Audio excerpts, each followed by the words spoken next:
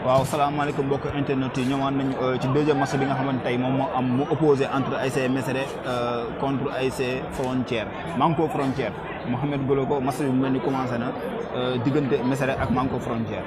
noonu la demee Amadou Mbodj di bigawaat mbokku internet yi nga xam ne ñu ngi ñuy suivre jamono jii nii ASC Mesere ñoo sol li nga xamante ni moo di bleu blanc yi mais ASC Manko Frontière ñoo sol li nga xamante ni moo di vert je pense noir mais ñu ngi dem à l'offensive peut-être première occasion corner Amadou Mbodj. boobu noonu mu daal di génn corner xam naa nag waa mais nañ jéem a exploiter corner boobu pour match bi mën a am benn rythme boo xamante ne dafay teel a am ci match bi pour match bi mën a neex. effectivement Amadou Mbodj mu mel ni équipe yi teel nañ jël option premier corner ci match bi lu yàggul dara léegi nag ñu ngi xaar rek corner bi fan lay mujjee mu nekk match boo xamante ni match bu am solo la nar a nekk ci diggante ñaari équipe yi Amadou Mbodj. waaw match bu am solo la noonu parce que ñoom ñaar ñëpp dañu am ku nekk dafa am 1 point diggante Mesere ak Manko Frontière.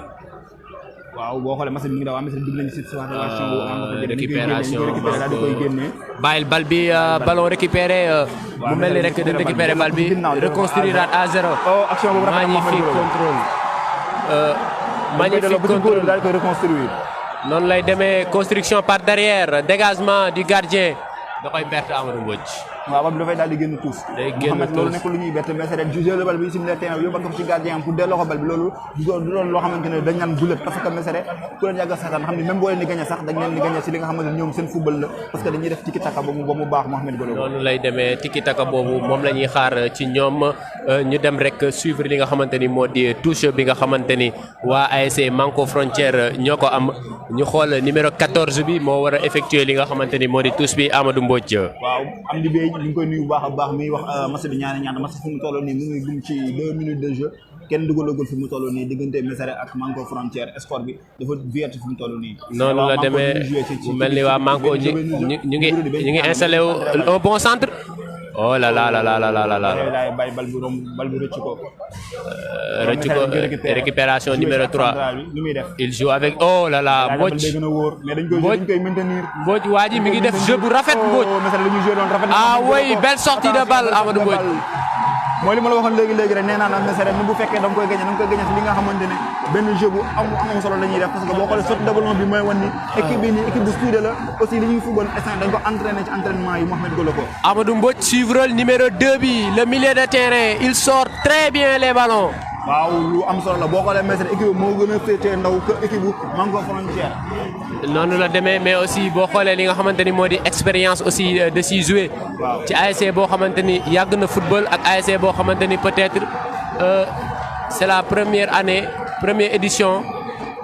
numéro 2 bi ñu surveiller ko parce que ñaari sortie de balle yu extraordinaire la def ci début de match bi. effectivement match bi Mouhamed nu mu commencé nii war a doon match bu am solo match bu neex ci biir match bi aussi ñu xool touche bi pour ASC Mesere ñu xool lu ñuy jouer touche bi. touche bi peut-être c'est le numéro 3 qui effectue. ah là là arbitre lu mu sifflé noonu faute wala arbitre bi dafa sifflé foofu benn faute boo xamante ni dañ ko war a jéewaat ñuy jaajëfal beneen équipe bi nga xamante ni ñu ngi ci tribune yi. dafa indi fi ñaari équipe tey ñeneen ñi ñu ngi dem ci ITV yi ci li nga xamante ne moom mooy tribune officielle bi ki nga xamante ne moom mooy le cadre de la République Abdoulaye Camara ak Bala Moussa Diarra. effectivement touche bi la ñuy faute pour vert noir ñi nga xamante ni ñoo di waa ASC Manko Frontière ñoo installé wu ci côté droite bi nga xamante ni fa lañ am touche bi ñu war a effectuer très rapidement coup franc du moins. fu mu nekk mën na nekk benn danger pour ASC Mesere aussi ñu doon benn opportunité ci ASC Dar mais boo xoolee. noonu lay demee ligne bu ñu def nii pour que contrer leen daal ñu am hors-jeu ñu récupérer bal bi facilement loolu la ñu bëgg jouer mais ñu xool ba xam kan mooy nax moom ci diggante. grand défenseurs yi monté nañ. oh là là jeu de combinaison mais doxul. mais l'offensive Amadou Mbodj. Mohamed lii contre la contre. Amadou Mbodj le numéro 20. ak numéro 20 le numéro 20 face à face. face à face. oh là là là là là là là là là là là. bal bi dafay rafet. magnifique occasion. mais Mohamed li ma la wax match bi war na doon match bu am solo. il a bien négocié na dafa waroon dugal bal boobu noonu. mais Amadou Mbodj il paraît que défenseur bi daf ko déséquilibré mais. effectivement def na l'essentiel bal bi dafa waroon dugal Mohamed. def na l'essentiel il s'est débarrassé du défenseur. mais malheureusement. waaw Manko Frontière ñu ngi tee bal bi di ko jouer ñoom aussi. ñu ngi reconstruire par derrière. ñu ngi koy jéem a defar ñoom aussi di defar. il rejoue derrière vers le gardien. mais dafa mel ni ñoom dañuy jouer avec le feu il faut que mu aj bal bi bien sûr. loolu lay mujjee def Mohamed Goloko. bii moom dana dégg moom Mohamed Goloko. attention dégagement lay doon. hors-jeu retour d'hors-jeu Amadou Mbodj. ci numéro 16. yaa ngi ko doon wax sànq équipe bi nga xamante ni moom la Thiaroye Info TV déployé tey ci deuxième journée li nga xamante ni moo di navétane bu zone 5. ñu am aussi de l'autre côté suñu équipe bi nga xamante ni ñu ngi effectuer benn reportage bu am solo ci ñi nga xamante ni ñoo teew fii ci stade bi. Amadou Mbodj loolu aussi lu am solo la ci bés bi tey. effectivement parce que aussi Thiaroye Info ku leen xam-xam ne dañoo bëgg li nga xamante ne moom mooy seen gox bëgg li nga xamante ne moom mooy Thiaroye aussi gars yi ñu ngi joué hors-jeu bi ci kaw dañ koy dégager mu dem. bataille lay nekk Amadou Mbodj corner. corner lay doon pour ASC Manko Frontière. corner pour ASC Manko Frontière. ñu xool défenseur central yaa nga yéeg. Manko Frontière mu ngi génne ci ASC Rakaju aussi koo xam-xam ne ASC bu mag la. effectivement Amadou Mbodj. Amina Faye ñu ngi nuyu bu baax a baax suñu journaliste boobu noonu nekk déjà yow kër gi. waaw mu temps nag mel nag temps dafa amaat beneen promotion bu bees. bon nañ ci dikkaat Mohamed Goloko. oh là là. noonu la demee Amadou Mbodj mu mel ni ñi nga xamante ni ñoo di waa. ASC Manko Frontière. ñu ngi jéem a installé wu fi nga xamante ni moo di camp wu Mesere. waaw normalement parce que dañoo souffrir si deux occasions yi nga xam ne Mesere dafa leen contrer. effectivement waa Manko Frontière ñu ngi tegaat corner bi. ñu ngi teg corner ñu xool corner bi ñu koy joué ñoom. effectivement corner bi la ñuy xool nan lañ koy effectuer ñu xool corner bi défenseurs yi yéeg nañ Amadou Mbodj comme d'habitude. un bon centre récupéré contre bi mën na nekkat comme contre centre bi. peut-être ñu dem contre heureusement daf koy teel a perte. mais da koy oh là là loolu balle de danger la Amadou Mbodj. oh là là mais dafay dem directement ci sortie de but. mal négocié Amadou Mbodj. Mohamed boo xoolee Mesere dafay jéem a jouer ci ay contre. effectivement parce que soo gisee ñaari sprint yi nga xamante ni seen attaquant yi def nañ ko day wane ni. attaquant la yoo xamante ni dañoo vivace dañoo am vitesse. waaw xam naa si loolu la ñuy jéem a jouer. donc jouer seen vitesse. mais waa Manko Frontière ñoom aussi ñu ngi leen jéem a contrer. effectivement Amadou Mbodj ñu ngi def benn marquage bu haut ci kaw. ñu xool.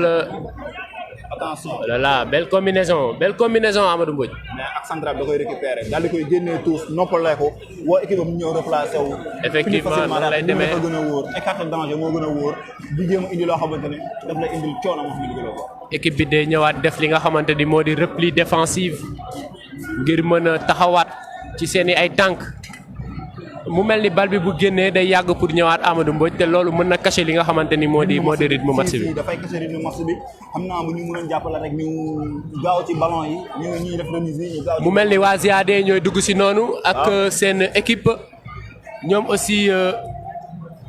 ñu war a jouer li nga xamante ni moo di seen deuxième match. jéem a wut benn point aussi parce que ñoom ñu bàyyi xel ne ñu amoon défaite seen premier match. effectivement Amadou Mbodj dégagement du gardien de Mesere. la tête oh belle tête Amadou Mbodj. day dem le numéro 7. dafay dem Mohamed Goloko. faute Amadou Mbodj faute Amadou Mbodj daf ko fiir. mais faute bi mu def baax na trop parce que bu ko bàyyi mu dem waa ji ak vitesse am aussi mën na indi danger ci li nga xamante ne moom mooy seen surface de réparation te loolu mën na nekk benn balle de but mu daal def benn faute technique boo xamante ne dara du ko ci fekk Mohamed Goloko. effectivement loolu bu amee Amadou Mbodj day def faute ngir éviter li nga xamante ni moo di danger bi. dafa mel ni faute bi dafa xaw a grave ci joueur bi de parce que mi ngi tëdd ba léegi ba waa effectivement mel ni waa Croix-Rouge dem nañ secourir joueur boobu nga xamante ni moom lañ def faute ci moom.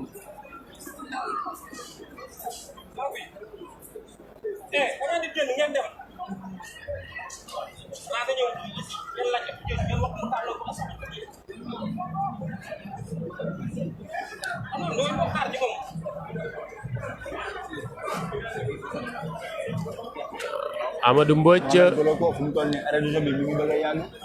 mi ngi bëgg a yàgg mu mel ni joueur bi dafa am blessure bu sérieuse. waaw effectivement mais waa Croix-Rouge ñu ngi ko di ko assister. waa Croix-Rouge ñu ngi koy. parce que moom aussi blesse bu mu yor actuellement moom numéro 20 yi am nañu avantage ci équipe bu Mesere yi. effectivement noonu la demee Amadou Mbodj tey match bi yaakaar naa dina bokk ci match yu gën a neex parce que boo xoolee entrée en matière u ñaari équipe yi entrée en matière bu am solo la. effectivement ñu duggee ci match bi am na solo trop mu mel ni ku si nekk dafa bëgg kut mu daal dugal benn bii bi nga xamante ni xëy na mën na ko porter espoir mais ñu xool couvrement bi en attendant ñu surveiller ko. effectivement parce que nekk fu mu placé wu dafa xaw a mën a compliqué si ñun pour ñu jël ko mais ñu xool arrivé bal bi fu muy demee ñu jël laa li ñu mën a jël foofu noonu.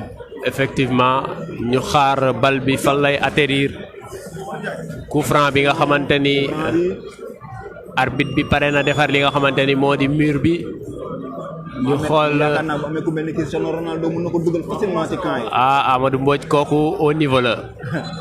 ñu xool ku mel ni Cristiano Ronaldo ci terrain bi. ñu xool coup franc excentré bi nan lañ koy dóoree nan lañ koy négocier. arbitre bi mi ngi réglé buuxante bi amoon ci terrain bi calme joueur yi aussi arbitre bi loolu rôle mu joué ci terrain bi am na solo trop. effectivement Amadou Mbodj mouvement nawetaan dafa nekk loo xamante ni day boolewaat gox. effectivement parce que arbitre bi joxe na coup de sifflet bi Amadou Mbodj centre repoussé par la défense day dégagé wu effectivement.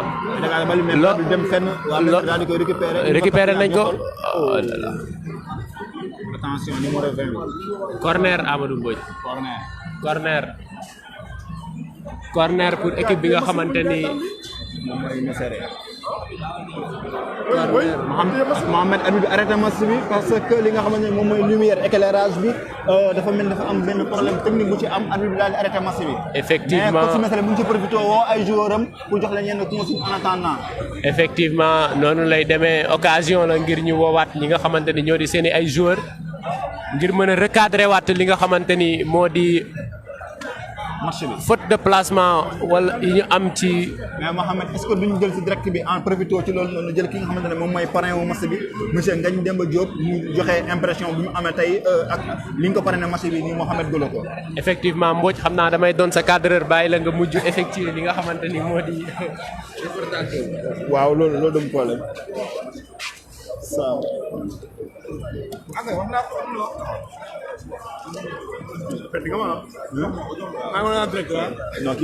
waaw salaamaaleykum sëñ bi nga nekk en direct si Thiaroye Info TV mu ñëwoon tey def direct li nga xamante ne moom mooy match bi opposé entre Manko Frontière ak ASC Mesere ñu gis ni yow lañ ko parrainé woon ñu baal ñu fàttali ñu tur bi d'abord. waaw maaleykum salaam maa ngi lay nuyu di leen ziar man la Ngagne Diop Mademba Diop waaw. waaw monsieur Ngagne Demba Diop ñu gis ni que ni yow dañ la parrainé match bi nga xam ne mooy ASC Manko Frontière opposé ak ASC Mesere ban yëg-yëg nga ci am d'abord. waaw vraiment contentement bu mag laa ci am quoi ça on va vraiment au fond du cœur vraiment parce que bàyyi fi Thiaroye waa yëpp ak mouvement yi fi nekk yëpp nu ñu bëree ñu ñëw en tant que président Thiaroye suñu gox man Ngagne Diop ñu tuddee ma ko day nekk loo xamante ni vraiment contentement bu ngandee laa ci am quoi. effectivement monsieur Ngagne Demba Diop aussi dañuy génn ci cadre match bi ñu wax ci li nga xam ne moom mooy Thiaroye suñu gox lan moo tax a jóg mouvement boobu noonu. waaw Thiaroye suñu gox li ko tax a jóg lenn lu dul rek dimbali askanu Thiaroye ba nga xamante ni mouvement développement la loo xamante ni ñu ngi ciy dox ñu ngi fexe nuñ koy formaliser ba nga xamante ni kayit yeeg yëpp dégg mais comme que dafa nekk loo xamante ni ñun Thiaroye waa yëpp ñoo ko bokk moo tax ñuy teew dem quoi bëgg nañ bu heure bu taxawee rek kenn dootu ko mën a dindi day nekk loo xamante ni day racine bi day profond quoi moo tax ñu ngi ciy waxtaan di ci gëstu ñu ne ñu ngi ci nag homme politique yi gis Thiaroye yëpp ñoom ñu ngi fi ñëpp ngi fi. ban appel ngay def li nga xamante ne moom mooy jeunesse Thiaroye waaye surtout ci sport bi ak mouvement navétane ban appel nga leen def sa dernier message. waaw jeunesse Thiaroye waaye li ma leen di wax rek mooy nañ ñaaxaat seen bopp quoi vraiment bu ñu xoolee suñu amicale des jeunes étudiants yi rek ñun ñëpp mën nañoo jël foofu exemple quoi ñoom dañoo dajaloo ñëw booloo di jàppale booy étudiants yi nekk Thiaroye yëpp ak booy def examen ba vraiment ren boo gisee résultats yi sax da nga xamante ni booy joué nañ ci lu bari ma defe ni ñooñu rek doy nañ exemple.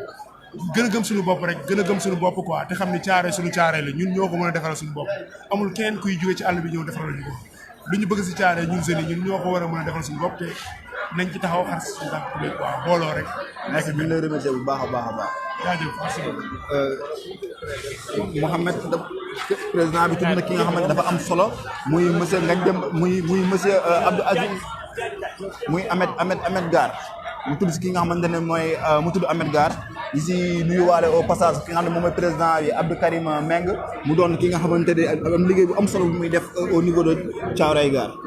effectivement Amadou Mbodj mu nekk liggéey boo xamante ni bu am solo la travail bu remarquable bu nga xamante ni ñoom waa Ahmed Gar aussi ñu ngi koy def fii si Thiaroye di jàppale ñi nga xamante ni ñoo nekk ci wàllum jàng ak jàngale donc loolu nekk na loo xamante ni vraiment lu am solo la ci moment yi aussi day baax ñu rappeler que ni seen liggéey bu am solo la Amadou Mbodj. effectivement mais Mohamed ci beneen côté bu mel ne ma gisaat benn nit ci coulisses yi ci tribune officielle bi muy monsieur Mbaye Sène xanaa ñu jéem a xool kooku nu ñu ko mën a jëlee jiwee aussi mu nekk acteur de développement nekk politicien biir diwaanu Thiaroye Gare tey jii mu mel ni mouvement navétane bi dafa dajale ay hommes yi nga xamante ne dañu def fierté Thiaroye ay nit yi nga xamante ne dañu amal njëriñ Thiaroye mouvement navétane daal leen dajale tey fii si stade ak Ndiouga tey jii mu ko dugaloo ko. effectivement Amadou Mbodj xam naa lu ñuy def rek mooy dem xool ko en attendant li nga xamante ni moo di projecteurs yi di tàkk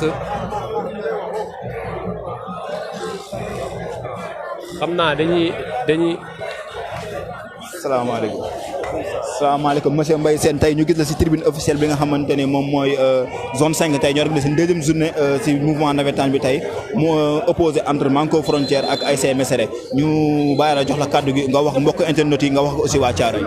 salaamaaleykum ñu ngi leen nuyu ku nekk sa tur ak seen sant di leen gërëm ci interview bi tey nag dañoo ñëw ànd ak sunu grand frère Ngagne Mademba nekk président Thiaroye Sama Gox ñun ñëpp nag ñu nekk ci ay acteurs politiques bokk ci mouvement bi donc tey moo tax jour bi tey ñu def délégation accompagné d'une forte délégation accompagné de tous les partis accompagné de tous les mouvements de toutes les forces vives de Thiaroye pour l'accompagner jëmbal ko tey ci bis bi vraiment gis nañ bis bi tey. en tant que acteur politique mais aussi nga nekk benn jeune naka nga gisee mouvement navétane bi bu zone 5 bu Thiaroye aussi ci par rapport ak ratio de jeu bi ak aussi mobilisation bi nga xamante ne ñoom def nañ ko tey ci au niveau du stade. macha allah xam nga jóge Thiaroye déplacé wu ñëw Pikine rek coono la. mais boo xoolee y a des milliers de jeunes qui font ce déplacement.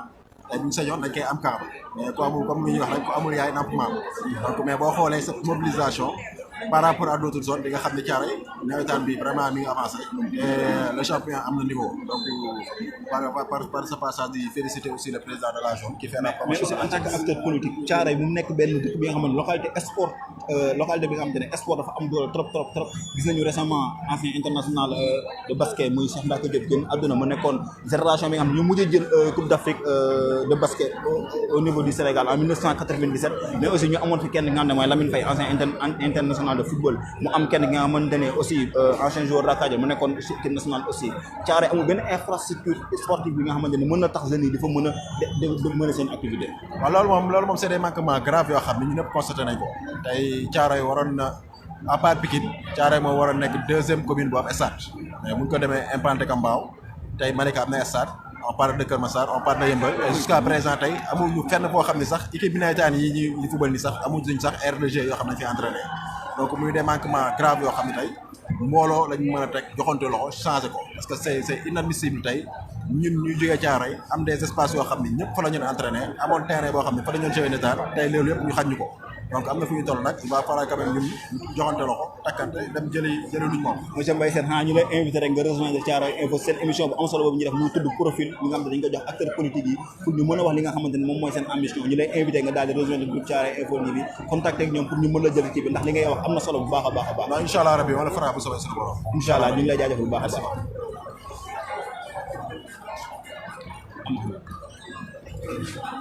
waaw ñu delluwaat ci match bi parce que projecteur yi tàkk na. effectivement Amadou Mbodj mu mel ni da ngay recadrer li nga xamante ni moo di duggaat ci match bi. effectivement parce que jël na ñaar ñu am solo ci match bi. effectivement noonu lay demee le ballon avec les joueurs de Mesere ñi nga xam ne ñooy repartir à l'offensive. Quelle passe en profondeur récupérée par le défenseur. Défenseur bi moo def couverture bu am solo mais arbitre bi mi ngi signalé que ni amoon na d'abord une position d'hors-jeu. mu mel ni ñi nga xamante ni ñoo di ASC Mesere ñooy repartir à l'offensive lancer ki nga xamante ni moo di seen excentré bi la passe peut-être oh là là loolu occasion de but la oh là là frappe bi dañ ko contrer le numéro 12 centre peut-être le but. Oh là là. Intervention du gardien qui relance côté droit. mu mel ni match bi dafa électrique Amadou Mbodj. waaw match bi fu mu toll nii match bi am na niveau bu baax a baax wuti nag match bu sànq bi parce que match boobu noonu équipe yi dañu xaw a doon moytante bu baax a baax mais ñaari équipe yi ku si nekk dafay song sa morom Mohamed Goloko. effectivement ñaari équipe yi dañuy ñamante et puis équipe yi football la dañuy teg bal bi construire de zéro dem fi nga xamante ni moo di à l'offensive. mu nekk waaw sànq maa ngi la ko wax balaa match bi di commencé nee naa la match bi bu ci bàyyee xel dina doon match bi nga xamante ne match bu am niveau la doon parce que ñaari équipe bi dañuy jouer parce que boo xoolee ASC Manko Frontière ñu dem nañ ci surface def nañ kii bi mais après dañ ko récupérer. effectivement attention mais waa Manko dañuy récupérer bal bi. ñu récupérer waat dégagement ko mu daal dem ci kaw sa ñaari attaquant yi daal di daw mais. tout si du fees Amadou Mbodj. waaw Manko dañ koy génne non duñ ko génne tous dañ koy jouer dañuy def sortie de ballon bi. belle sortie de récupération numéro 8. attention Mohamed. ñu dem ak ñi nga xam ne ñoo di waa Mesere. waa Mesere ngi tiki taka mais dañuy dégager au. arbitre bi nee na hors-jeu. je pense que ni Mohamed foofu hors-jeu est-ce que am na fa Mohamed. position illicite d'hors-jeu bu mel ni arbitre bi loolu la wax. mais est-ce que position boobu noonu am na Mohamed. Amadou Mbodj fii amul VAR. waaw VAR amul fi. mu mel ni rek dañuy nangu li nga xamante ni moom la arbitre bi wax. waaw ñu nangul ko loolu noonu. ok ñu koy relance. relance lay def très long. mais défenseur bi il est vraiment intelligent Mohamed Goloko protégé na ba waaj a faute ci kawam. effectivement mu daal di jóg am faute. le latéral droit de cette équipe de Mesere. ñu suivre relance bi effectivement. oh là là amortir pectoral bi. non passe boobu noonu. dugul carrément ci intervalle Mohamed mais bu fa duggoon est-ce que du doon danger ci Manko Frontière. mu mel ni fi mu waroon passu fa daf ko waroon def ci fi nga xamante ni moo di milieu de terrain bi ngir ñu mën a construire à zéro. Mohamed waa Ziadé maa ngi leen zéro kenn xam ko foofu Mohamed Goloko. waaw kooku as la as ku xam Ziadé xam ko. mais c'est dañuy jouer seen tous bi. nee nañ tous bi récupération récupéré ko di. mu ngi ci bal bi ba léegi. Amadou Mbodj ci nga xam ne moo di numéro ni ko doon waxee man Mohamed Goloko loolu am solo la mais. jouer devant c'est plus. oh là là Mohamed Goloko jouer numéro de kii mu ngi woon a talent mais jouer ci. effectivement Amadou Mbodj këf na bal bi dans la surface peut-être. mais quel beau tacle. oh mais joueur Mesere bi ni muy taakale Mohamed Goloko. far Amadou Mbodj. oh là là. attention. à quelques centimètres. Mohamed le numéro 2 joue avec le feu. parce que mi ngi wane talent mais mu jouer devant moo gën a wóor muy jouer derrière. effectivement mais def na sortie de balle bu rafet Amadou Mbodj. mais aussi est-ce que gis nga tacle défenseur bu Mesere bi Mohamed Goloko. effectivement tacle boo xamante ni moo ko permettre mu récupérer balle bi sinon danger la woon devant le camp. de cette équipe mais Mohamed comme li ñu wax nawetaan aussi je me rappelle am na benn coach bu ko doon wax ay joueurs kadem mooy lan bal bi bu ñu dëgg ci biir phase de réparation bi amul na indi ci xalaat dañ koy daal di dóor ci kaay li ci des moom. bal bi la moom moo xam direction fan la mu daal di koy def yaakaar naa numéro 7 Manko Frontière bal ba ko doon exploité daal di koy dóor directement ci kaay au lieu que muy def benn passe. muy def ay passe mu mel ni waa Manko aussi ñoom ñu ngi bëgg a construire à partir de leur camp. Mohamed match bi am na intensité Mohamed Goloko. match bi dafa intense de telle sorte que mais c'est normal aussi parce que ñoom ñaar ku si nekk première journée dafa am benn point def match nul boo xoolee Manko Frontière dafa def match nul ak ki nga xamante ne moom mooy ASC sant yàlla si mu réussir baptême de feu parce que mu nekk équipe bu bees ñoo di jouer champion en titre nga def moom match de nul loolu c'est pas donné à tout le monde. effectivement moo tax ñaari équipe yi il faut que ñu génn fi ak victoire ngir mën a am la nga xamante ni moo di. attention Mohamed. contre boobu baax na mais. mais défense bi dafay génnee corner. défenseur bi dafa génnee balle bi en touche. dafa génn corner Mohamed Goloko. numéro 12 ASC Mesere bi mu mel ni dafa am ay douleur. waaw mais jugaat na ñu xool corner bi lu ko am Mesere di exploité Mohamed. ñu xool nan lañ koy exploité. mu mel ni Martin mi ngi naan Grégoire Margaton et Habib Beye. Martin kooku suñu professeur la ñu ngi koy nuyu bu baax a baax kontaan nañ ci yow Martin Junior Mendy nekk technicien ci équipe Thiaroye Info TV aussi mu nekk joueur bu yàqu aussi parce que fii la waroon fekk ci terrain waru woon toog di commenter. mu mel ni Thiaroye Info ay joueurs yu yàqu ñoo fi nekk. repart à l'offensive. contre bi lancé na ko. le numéro 7. nu muy defal mi ngi fixé défenseur bi. oh là là. waaw mais dañuy récupérer balle bi. effectivement Amadou. dañuy récupérer balle bi ñu repartir à 0. oh là là dañ ko acharné Amadou Mbodj.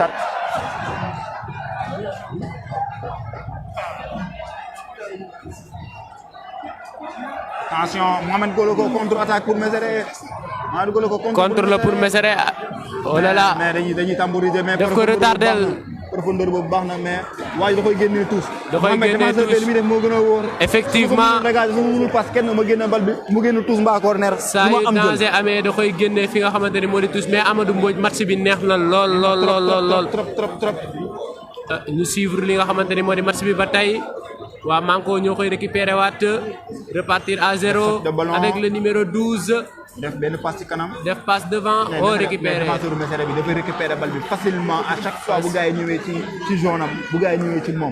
effectivement dafa mel ni rek li nga xamante ni moo di discipline tactique bi dañ ko respecter de telle sorte que à chaque fois ñee dem à l'offensive ñoom dañuy def li nga xamante ni moo di contrer leen ngir empêcher leen développer li nga xamante ni moo di seen jeu Amadou Mbodj. ñu joué tous bi actuellement nii ay Mesere ñu joué tous.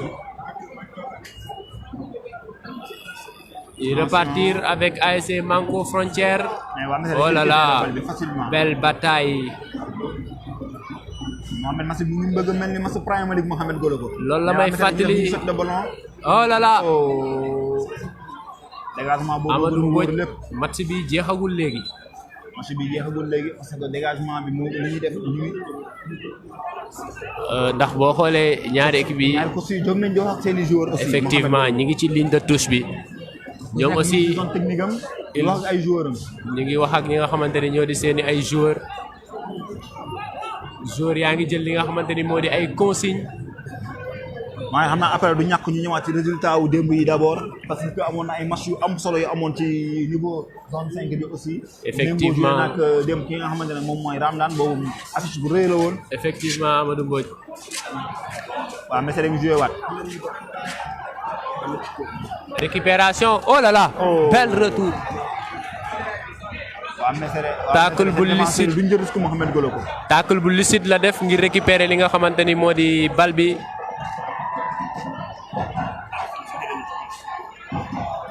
ñoom aussi ñi nga xamante ni ñoo di supporters yi ñu ngi donner la voix ci li nga xamante ni moo di. oh là là. mais joueur yi perte na bal bi Mohamed Goloko loolu waru ko woon a perte aussi. mu mel ni dafa manqué woon concentration bu baax a baax ci li nga xamante ni moo di action bi dafa manqué bu baax a baax concentration faute. faute am na foofu noonu. arbitre waxul dara Amadou Mbodj. mu mel ni touche lay doon ngir ñi nga xamante ni ñoo di waa ASC Manko. très facilement Mohamed ñu xool. waaw Manko ñu ngi def benn saut de ballon bu rafet ñu dégagé. effectivement dañ sànni bal bi. delloo ko ci ki nga xam ne mooy seen gardien bi. dañ sànni bal bi Amadou Mbodj dañ sànni bal bi. waaw mais c'est belle combinaison Amadou Mbodj. pour numéro 20 bi. oh là là belle retour de jeu. facilement. corner lay mujj doon Amadou Mbodj. mu mel ni match bi ak central yi ñoo yor match bi parce que à chaque fois ñu attaqué leen ñoom dañuy récupérer bal yi facilement daal di écarter danger bi aussi ñëw replacer seen équipe. effectivement lecture de jeu lañ am moo tax à chaque fois que équipe adverse bi di def ay attaques placées ñoom dañuy rester vigilant ñu def attention parce que ñi nga xam ne ñoo défenseurs centraux yu Mesere yi yéeg nañ. un bon centre. oh là là bal bi day génn Amadou Mbodj. day mujjee génn 6 mètres. bal bi day génn 6 mètres. Habib bi tiré na pause. Ça veut dire que c'est la mi-temps. 30 minutes de jeu donc dañuy am benn pause fraîcheur d'abord. ñu joué waat yeneen 15 minutes yu def. effectivement Amadou Mbodj.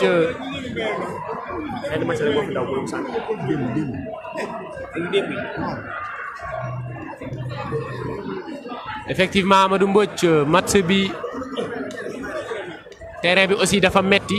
waaw dafa metti pelouse dafa métti mais Mohamed est-ce que match bi rythme bi moom actuellement nii est-ce que arbitre bi waroon na ko mun a dagg jeu bi nii parce que xool nañu naaj bi dugg na aussi est-ce que arbitre bi waroon na ko dagg. waru ko woon dagg pour le bonheur des supporters ndax supporters yi ñu ngi doon savourer bu baax a baax li nga xamante ni moo di action yi nga xamante ni doon nañ am ci match bi. ñu ci profité joxaale ay conseils yi nga xamante ne moom mooy seen joueur boo xoolee nii waa Messere la capitaine bi ñu si digg di joueur yi war ko bi wax ak ñoom mais aussi waa Mango ñoom moom yenn joueur dañu toog yeneen joueurs yi taxaw coach bi di wax ak ñoom benn joueur mu ngi foofu di wax mel ni xaw frustré mais coach bi nee na ko toogal c'est moi à parler.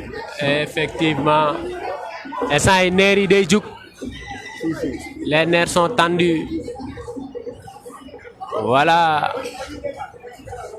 Amadou Mbodj dama fan ñi nga xamante ni ñoo di arbitre yi pour charisme bi nga xamante ni moom la ñuy dégager. effectivement parce que arbitre moo yor match Mouhamed Goloko parce que arbitre moo yor match Mouhamed Goloko ay choix am dafay doon choix yi nga xamante ne dañu koy accepter sinon parce que moom mooy diriger jeu bi parce que aussi dañuy xam benn affaire fii amul VAR aussi amul VAR donc décision arbitre bi dafa nekk loo xamante ne c'est lu ñu war a respecter la d'abord. effectivement à moins que ñu woo Martin mu mun ñu defal li nga xamante ni moo di réalisation bi wala. pour ñuy mën a def ay direct loolu dina si am solo. effectivement. pour ñu mën a def ay di xool VAR yi arbitre bi ñëw si ñun dañuy consulter VAR yi Martin xam naa loolu xam-xam màcc na si lool. effectivement ñoo daal ñu ñuy defal loolu. danañu VAR mu nekk lu njëkk ci nawetaan. mu nekk lu njëkk ci li nga xamante ni moo di mouvement nawetaan supporters yi nag ñoom ñu ngi def li nga xamante ni moo di seen ay chorégraphie mu nekk loo xamante ni aussi neex na lool.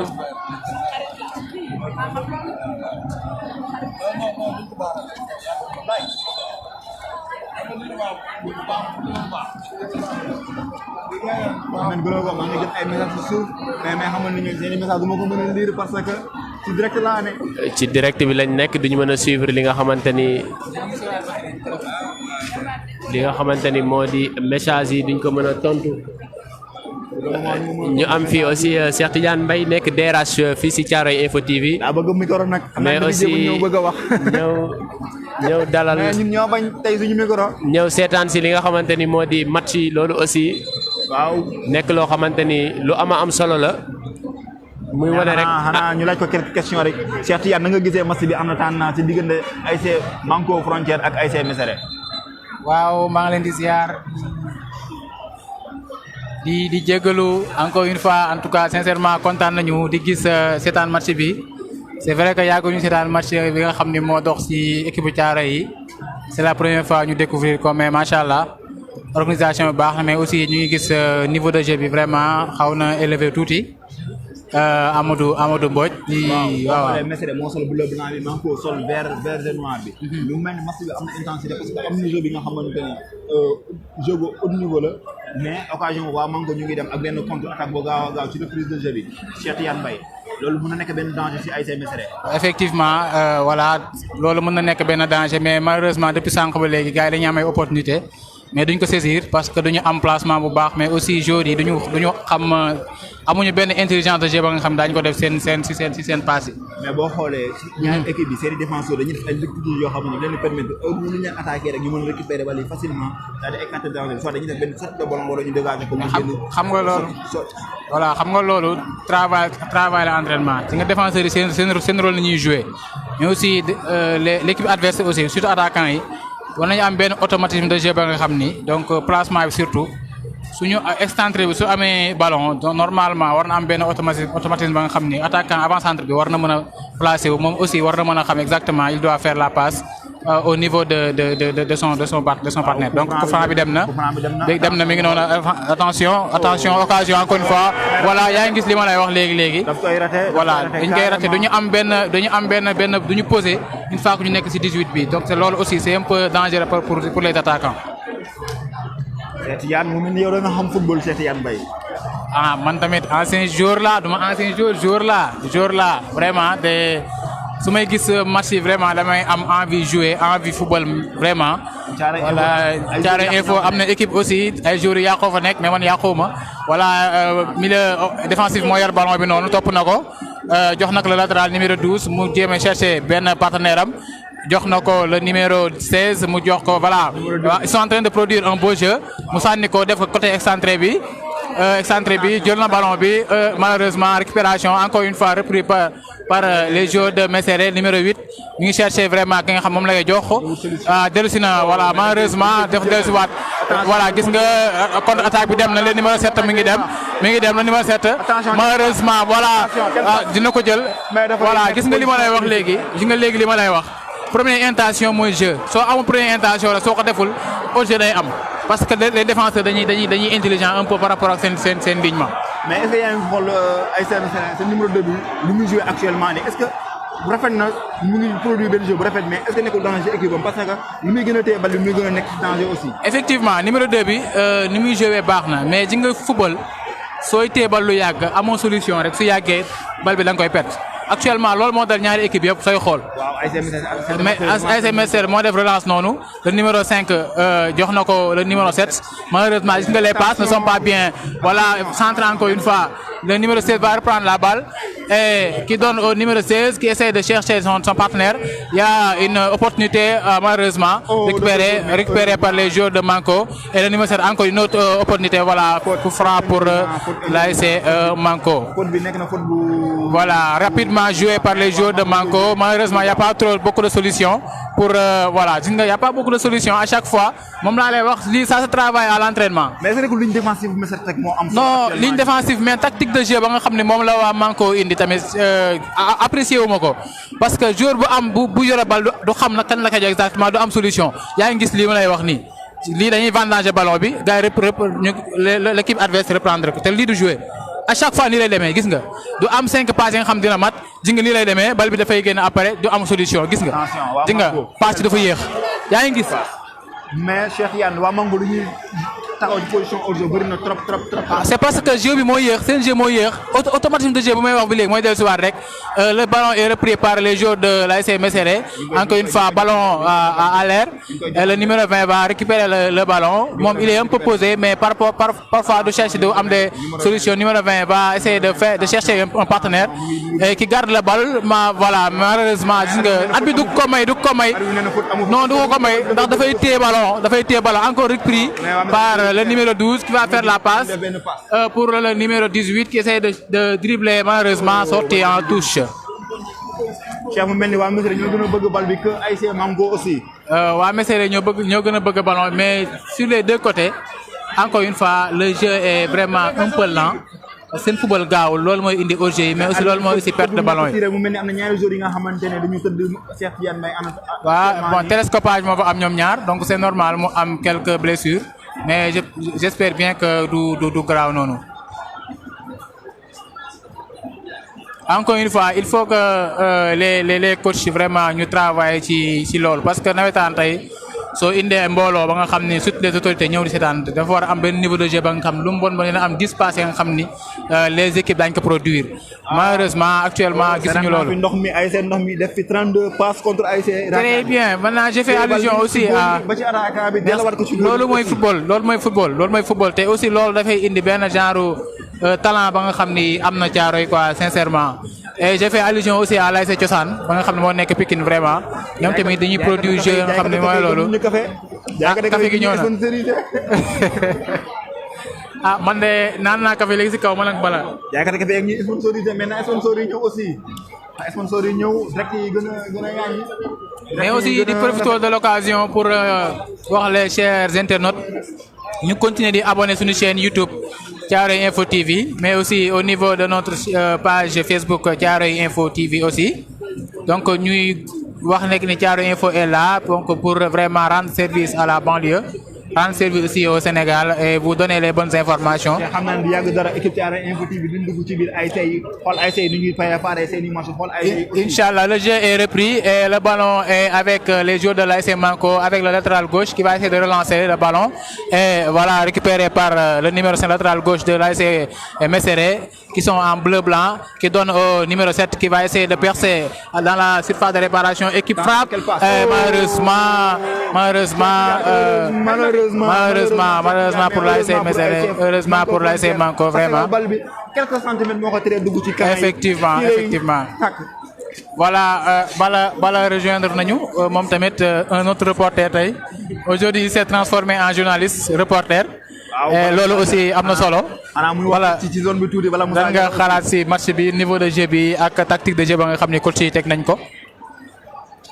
waaw boobu léegi ñu ngi suivre match yi mais match yi am na rythme gis nañ ne bu baax ne bal baa ngi daw aussi li si gën a neex mooy ambiance mi ngi ci stade bi donc match bi dafa électrique en même temps aussi ambiance ci stade bi aussi dafa électrique donc loolu mooy nawetaan loolooy nawetaan daaw amuñu ko woon donc ñu xool occasion bi waaw donc finalement nekkatul occasion donc dellu na ci les verts donc moom mi ngi contrôle di xool fu muy passe mais doo arbitre bi ko xaw a gêné tuuti donc numéro 15 bi mu ngi jéem a joué waat mais hors-jeu la donc loolu hors-jeu la ñu delluwaat ci commentaire bi waaw naan rek match bi am na solo bu baax a baax nawetaan nii lañ ko namee woon parce que daaw amuñu ko woon gis nañ ne nit yi looloo tax ñu gën a ñëw parce que daa am lu leen manqué woon quoi donc am na solo bu baax a baax xanaa delloo waat rek kaddu gi waat waaw suñu reporter du jour yi waaw naan leen aussi dee leen ko suivre Thiaroye Info nii lay demee chaque fois donc chaque fois match soog yi dañ leen koy may en direct foo mën a nekk aussi ci àdduna bi war ngeen ko mën a suivre carrément nga xam ne da ngeen di mel ni lu dellu si waat da ngeen di nostalgique xam nañ ko donc ñu leen di jox lii en exclusivité ngeen koy dund ñu leen koy jox cadeau Thiaroye Info TV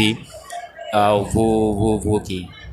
merci beaucoup sama reporter sama technicien Bala Moussa Diarra donc voilà le jeu va continuer donc ballon une autre opportunité pour les joueurs de Mesere. L'excentré droit, le numéro 7 qui a dribblé, éliminé son adversaire, qui va essayer de faire le centre. Malheureusement, il n'a pas de solution. Faute pour... il a provoqué la faute, c'est normal parce qu'il n'a pas trop de solution. Donc, comme Nicolas Balamoussa a dit, c'est vrai qu'il y a du jeu. Et le jeu est un peu plus défensif qu'offensif. Vraiment gis nañu opportunité yu bëri yu am fii malheureusement les occasions ne sont pas bien vraiment gérées. lii la ñuy waxee une position excentrée. c'est trop excentré et d'habitude lii nii su ko défenseur laa lay dugg parce que suñu defee une frappe forte au niveau de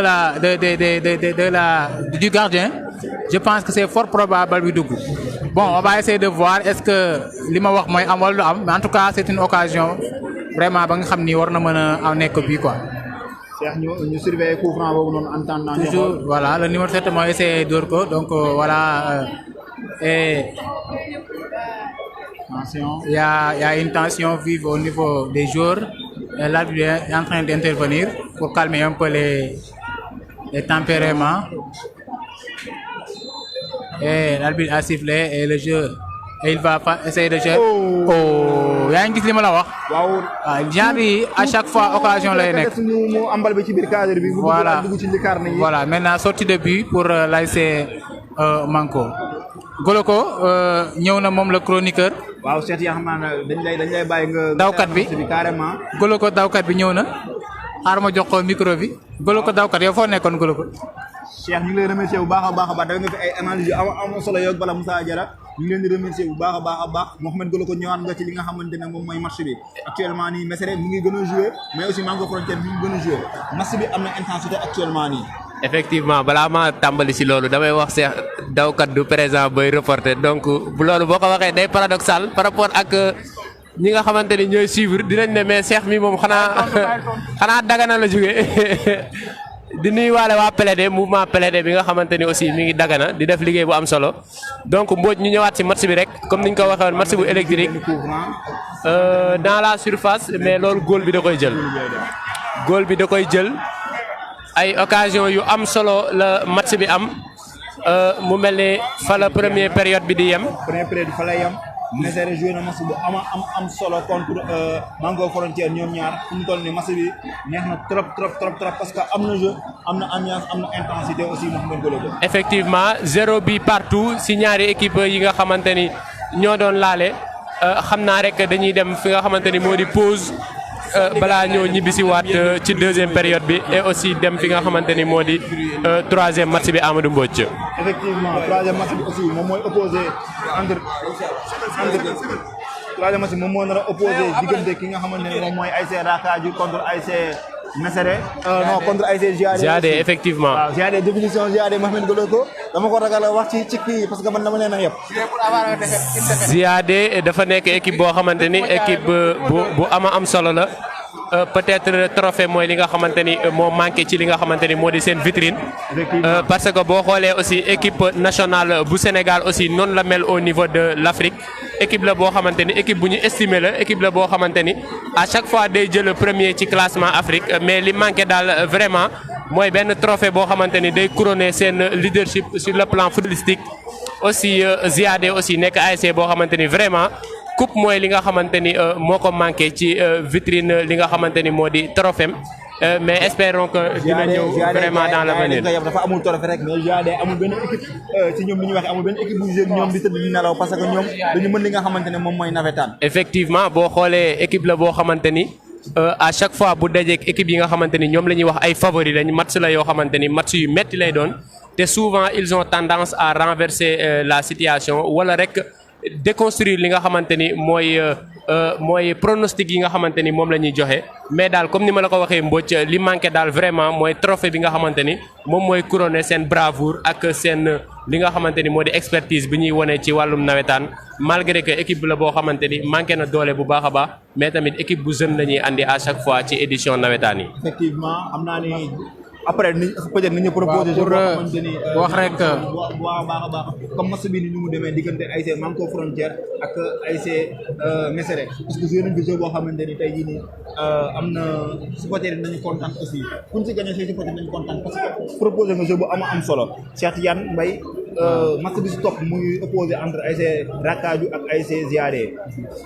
waaw man xawma équipe yooyu peut-être mosuma leen seetaan c'est tey laay ñëw pour découvrir leen mais par rapport ak li Golo koo wax rek à chaque fois li dal peut-être équipe nationale Sénégal moo ko dal day gën premier si poulam vraiment di produire un beau jeu malheureusement trophée mooy le problème mais je pense que loolu aussi c'est une question de gestion rek au niveau des dirigeants mais aussi au niveau du quartier parce que wax nawetaan wax quartier donc suñu mbooloo nekk benn rek am un même objectif je pense que daañu mën a atteindre loolu lu ñu la nga xam moom la ñu bëgg puis di leen ñaanal man foofu man GAD laay supporter pour surtout ak sunu élément bi Siré ñaan nekk fa moom tamit donc sama gars yi ñëpp nekk fa donc dañ leen di ñaanal rek yàlla defal leen ndam ren nu jël le trophée incha allah. effectivement incha allah Siré Ramos ñaan mu ngi fa nekk ci équipe GAD bi aussi li gën a remarquable ci équipe GAD bi aussi mu am benn entrepreneur bu fa nekk.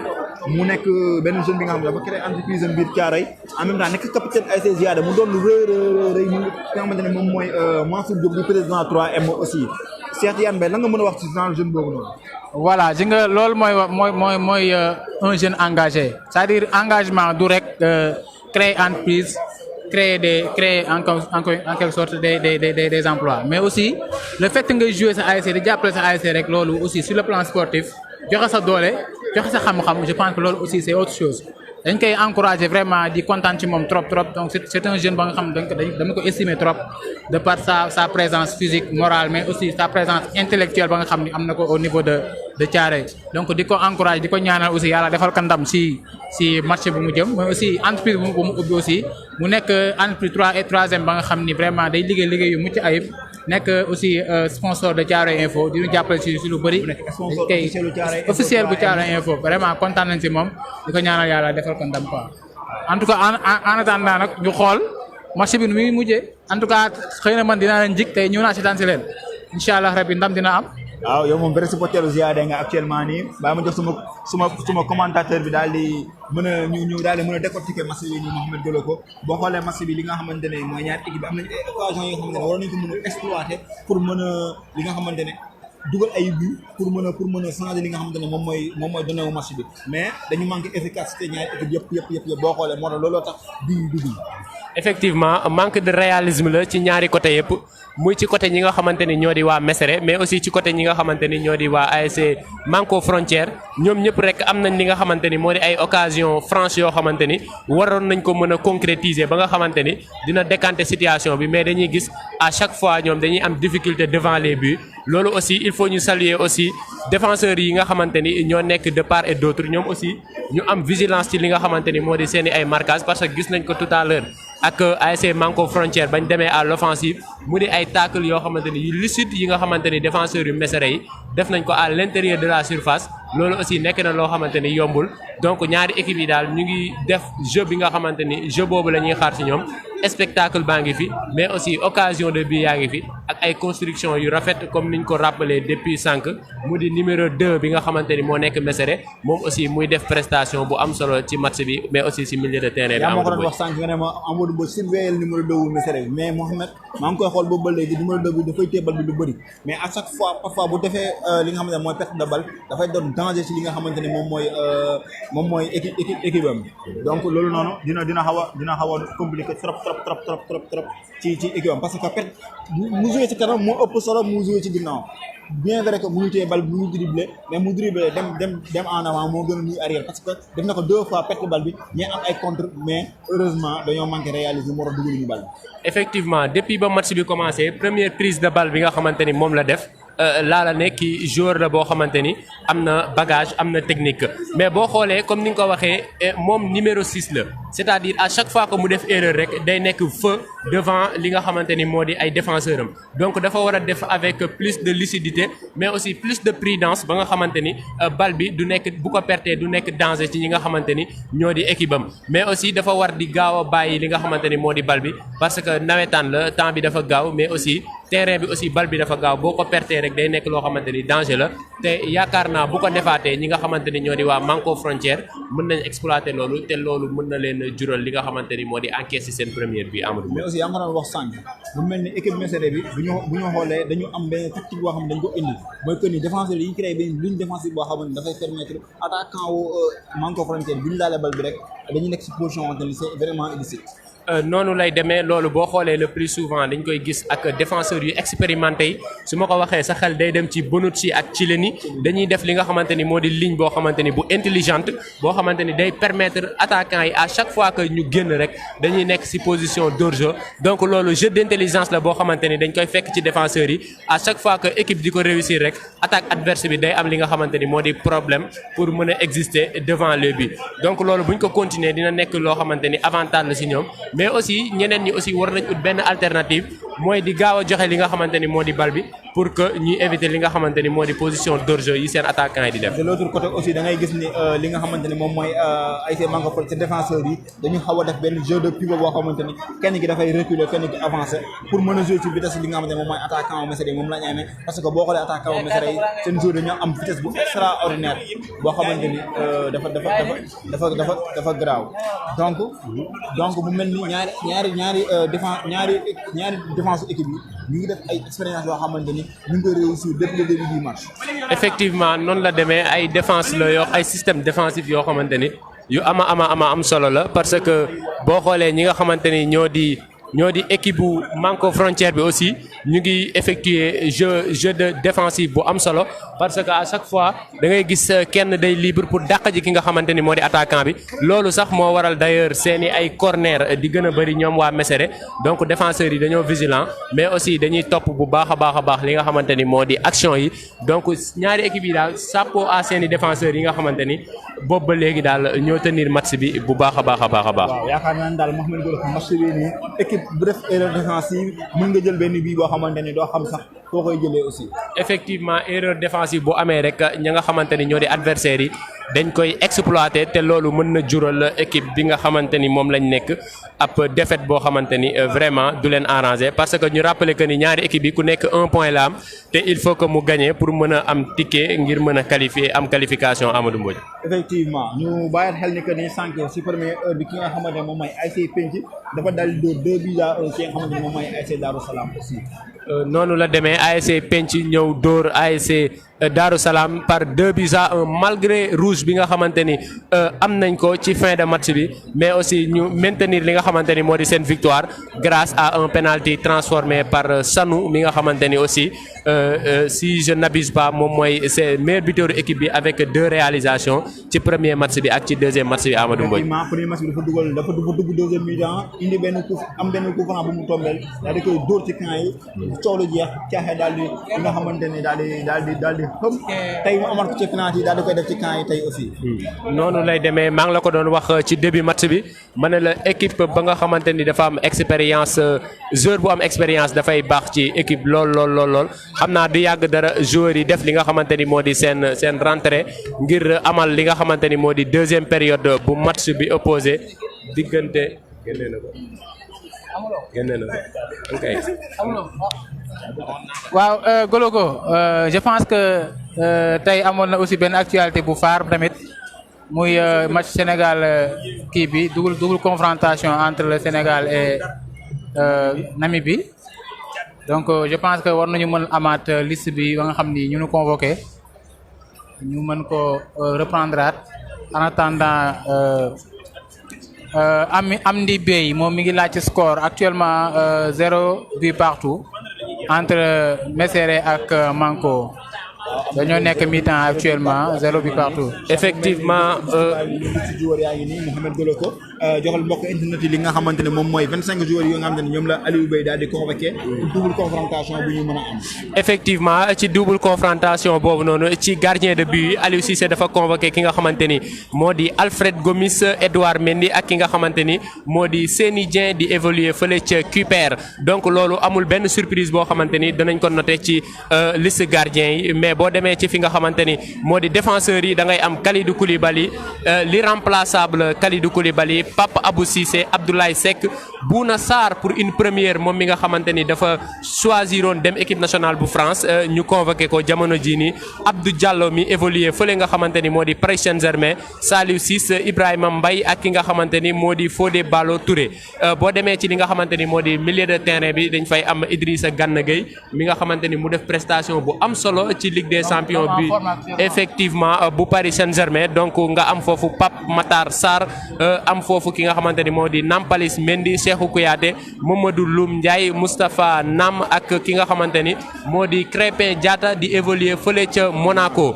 boo demee ci li nga xamante ni moo di attaquant yi da ngay am foofu noonu Sadio Mané l'enfant de Bambali am Ismaïla Sarr Boulaye Dia bi nekk fële ca nga xamante ni moo di Villarreal nga am Famara Diédhiou Habib Diallo Bamba Dieng ak ki nga xamante ni moo di Diao Baldé Keita ma bàyyi leen rek effectivement première convocation moom aussi mu nekk koo xamante ni mi ngi def ay match yu am solo fële ca diwaanu Marseille donc daal ñaari surprise yi boo gisee day nekk Bamba ki nga xamante ni moo di Bamba Dieng ak ki nga xamante ni moo di Bouna Sarr ma bàyyi leen ngeen décortiquer loolu Amadou Mbodj. waaw Mouhamed Goloko bu ñu xoolee li nga xamante ni moom mooy liste 25 joueurs yi nga xamante ni moom la Aliou Cissé daal di convoqué Alfred Gomis Edouard Mendy ak Seny Dieng Edouard Mendy ku xam ak Chelsea actuellement nii mu ngi def ay performances yu am solo fële ci Chelsea est-ce que tey jii choix yooyu kenn mënu cee wax dara. non kenn mënu cee wax dara tax parce que Alfred Mendy plutôt Edouard Mendy actuellement mën naa jàpp ni sax c'est l'un des meilleurs gardiens au monde. Donc sincèrement défenseurs yi aussi donc je pense pas que mu am des critiques à faire parce que Aliou Cissé a convoqué les joueurs qu'il faut mais aussi surtout l'arrivée de Bouna Sarr nga xam ne yàgg nañ ko courtiser mais léegi am nañ ko vraiment donc loolu aussi. est-ce que arrivée de Bouna Sarr tey du permettre Aliou Cissé 3 défenseurs bi mu bëggoon imposer 3 5 de mu bëggoon imposer est-ce que tey du am opportunité teg Bouna Sarr comme piston moo ko Fodé Ballo-Touré teg 3 défenseurs ak central bi nekk si ginnaaw assuré ko défense am mu daal di mën a jouer ay blocs yi nga xam ne c'est vraiment offensif pour mën a gagner match. non man moom gisuma 3 défenseurs parce que pour man le système classique du Sénégal c'est 4-3-3 parce que actuellement la moo doon suñu problème mooy côté droit bi latéral droit parce que avec la blessure vraiment de Youssouf Sabaly donc amoon nañu problème trop pour trouver vraiment un latéral droit moo tax tey l'arrivée de Bouna Sarr dinañu dimbale bu baax pour ñu am benn complément ci côté droit parce que moo doon suñu problème sincèrement moo doon suñu problème je pense que mu indi le système classique 4-3-3 bu mu doon jouer je pense boobu mooy gën ëpp solo comme ça di nga mën permettre nga am un Gana Gueye mu nekk benn joueur numéro 6 am Pape Matar Sarr ak keneen ki nga xam wala Nampalys Mendy ka nga xam moom ngay teg au milieu terrain. waaw si Idrissa Gana Gueye moom noonu sànq wax ak Pape Matar Sarr ñoom laay daanalee ñu nekk ay milieu terrain yoo xamante ne ñu ngi am def ay performances am solo Gana Gueye gis nañ ko si li nga xamante ne moom mooy Ligue des Champions bi Gana Gueye dañ ko gis beneen facette Gana Gueye dafay jouer au marquage di proposer ay solutions mais aussi dafay marquer ay buts aussi. effectivement parce que loolu lañu doon xaar ci moom sooy xool Gana Gueye auparavant il était trop défensif qu'offensif mais actuellement donc c'est un joueur ba nga xam ni moom non seulement c'est un bon récupérateur mais aussi avec le ballon su récupérer une fois du arrière moom day dem et puis actuellement c'est xaw ma ndax seetlu ngeen mais il fait des passes extraordinaires ya nga xam ni à chaque fois day nekk ay occasion donc la fois passée Ligue des Champions gis nañu benn retrait bu mu defal Kylian Mbappé te xoolal passe boobu mu def rek ça élimine presque 3 ou 2 joueurs donc Gana Gueye actuellement dafa am benn vision de jeu ba nga xam ni dafa extraordinaire et puis dafa élever le niveau parce que ba Messi ñëwee kii ñëw Wijnaldum ñëw au niveau de kii à Paris ñu bëri dañ foogoo dañ ni Gana Gueye tey day nekk un deuxième va jouer les deuxième rôle mais heureusement que Gana Gueye a très bien compris dem liggéeyaat actuellement c'est un joueur incontournable au niveau du milieu de Paris. ci attaquant yi Sadio Mané moom mu ñëwaat Ismaïla Sarr aussi en forme Boulaye Dia mu ngi ñëwaat aussi en forme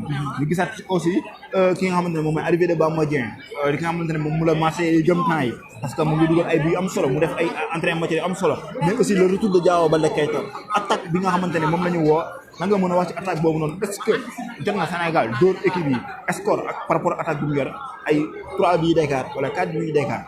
xam nga Sénégal ban chance la am c'est-à-dire c'est pas seulement les attaquants qui marquent même le défenseur il marque avec Koulibaly sincèrement c'est des joueurs yi nga xam ne ñoom dañu am niveau pour marquer mais actuellement donc l'arrivée de Bamba Dieng c'est bon mais je peux dire que il va certainement jouer les deuxièmes c'est-à-dire remplaçant de Ismaïla Sarr ou bien keneen ak keneen mais actuellement la ligne d'attaque du Sénégal c'est Sadio Mané Ismaïla Sarr ak Boulaye Dia. Peut-être Bamba Dieng va tout faire pour vraiment gagner sa place au niveau de la ligne d'attaque. merci Cheikh Tidiane Mbaye. Et puis ñu leen di souhaiter une très bonne chance. match bi ñu ngi ñëwaat ci deuxième mi-temps bi actuellement nii Mouhamed Golo. mu mel ni dafa am ku toog place journaliste bi mais dañuy. ancien journaliste la de. waaw xam naa du ñàkk après si kanam nañ ko mën a jël. effectivement bu ko gars yi jëlul ba pare sax. waaw. Amadou Mbodj loolu mu mel dañu am ay sponsor ci stade bi Mouhamed Golo ko Pinton am na kuy tooñ fii naan reporter yi Pinton lañ yor waaye loolu du ngaañ Amadou Mbodj. attention waa Mesere ñu ngi joué nawetaan ak Pinton ñoo ànd Amadou Mbodj ak Café Crème. attention un bon centre kooku Baba Naldo la moo def mbëkk boobu mais am na lu mu sànni si camp yi Amadou Mbodj. waaw loolu si nawetaan la bokk Mouhamed Golo ko si nawetaan la bokk. Amadou Mbodj dafa mel ni attaquant bi dafa toj nen. waaw bu ñu xoolee attaquant wu Mesere bi nekkoon na fi en 2017 bi Mesere di dem finale mu defar retouram aussi ci ASC Mesere. effectivement noonu la demee muy doomu gox bi mu def aussi lu am solo. sama Pinton bi ki ma ko dénkoon ba léegi delloo ma ko mu mel ni moom daf ko yittewoo Amadou Mbodj.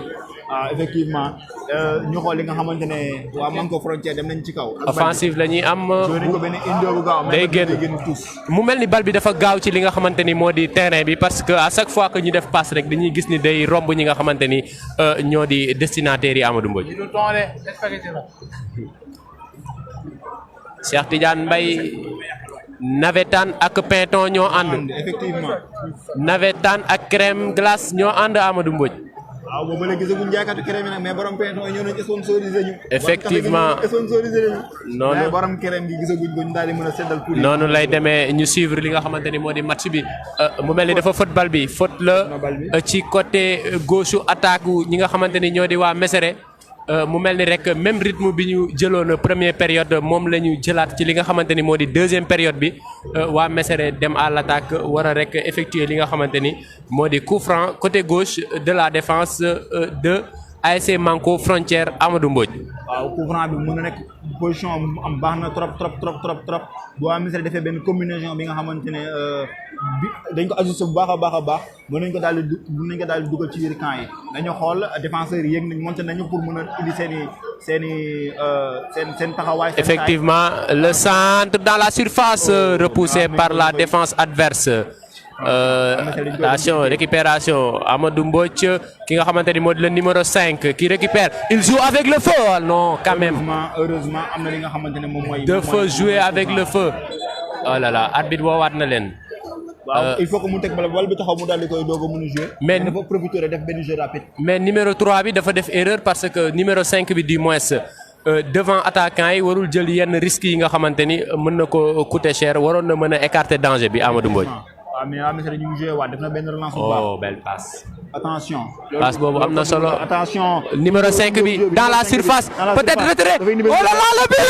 oh là là là. ci poteau bi la dal. ci poteau bi la dal Amadou Mbodj. kooku xanaa poteau bi dañuy woy Mansour Diop. quel dommage. mais quelle action Amadou Mbodj. oh là là là là là là là là là là là là. Mohamed poteau boobu dañuy woowee Mansour Diagne Diop. action bu extraordinaire Amadou Mbodj pour man caaxi lakk na Amadou Mbodj. waaw caaxi waroon naa mën a lakk parce que jeu boobu retrait bi ñu dafa baax trop. défenseur bi nu mu ajusté bal bi dafa xaw a daal di des. oh là là. quel dommage. ñi jaajëfal mbokku internet bi Cheikhouna Lo mi nga xamante ni mi ngi ñuy suivre depuis Italie c'est ça aussi Thiaroye Info TV permettre ñi nga xamante ni ñoo nekk ci diaspora bi mën a suivre li nga xamante ni mooy xew fii ci Sénégal en temps réel à l'offensive Amadou Mbodj. pour kii mais défenseur bi sax da koy récupérer daal di génne bal bi tuus Mouhamed Golo ko ñu ñëw ci résultat match démb yi soo xoolee ki nga xamante ne mooy Mengo dafa daal di dóor Ramdan 2-0 mu nekkoon benn choc bu amoon solo. effectivement démb ci journée bi au niveau Assane Diogo démb Mengo daal di dóor Ramdan 2-0 daal di nekk ci bopp classement bi parce que daal di nekk ci bopp classement bi aussi. effectivement Mengo def résultat bu am solo ci kanamu ñi nga xamante ni ñoo di Ramdan ma bàyyi la rek nga wéyal li nga xam ni moo di résultat yi. kaani gi ak ndox mi ñi nga xamante ne moom moo doon ziyaade ci premier match bi ndox mi gagné woon ki nga xamante ne moom mooy Rakkaaj daal di koy dóor yu métti 3-0 ci première journée bi aussi ñoom ñaar dañu dal tembo 2 buts partout. mu mel ni ñoom ñaar rek dañuy gagné li nga xamante ni moo di seen ticket de qualification ngir mën a rek génn ci li nga xamante ni moo di seeni poule Amadou Mbodj. waaw ci poule bi ñu nekk nii nga xam ne moom mooy dox diggante match Mesere contre Manko Frontière beneen match bi nga xam ne moo ci waroon daw diggante sant yàlla ak ASC Recette sant yàlla dafa daal di won dooleem ki nga xamante ni moom mooy Recette daal di koy dóor 3 bal ci benn. loolu tenant di titre bi la mu di ASC sant yàlla def aussi liggéey bu am solo dóor rek Recette dóor yi nga xamante ni dóor yu metti la 3-0 xam naa rek dañuy jaaree foofu continuer suivre 3-1 continuer suivre li nga xamante ni moo di coup franc bu waa ASC Manko Frontière am. waa Espagne ak Italie waa Maroc aussi dañuy dikkaat ki nga xam ne moom mooy Jules Diop nee na je vous suis depuis Maroc ñu ngi lay nuyu bu baax a baax yow Jules Diop aussi ñu ngi lay nuyu bu baax a baax. effectivement di kontaan ci ñoom waa Maroc ñu suivre coup franc bi coup de pied lay doon Amadou Mbodj oh là là capté par le gardien de Mesere qui se relance côté gauche Amadou Mbodj ñu suivre action boobu.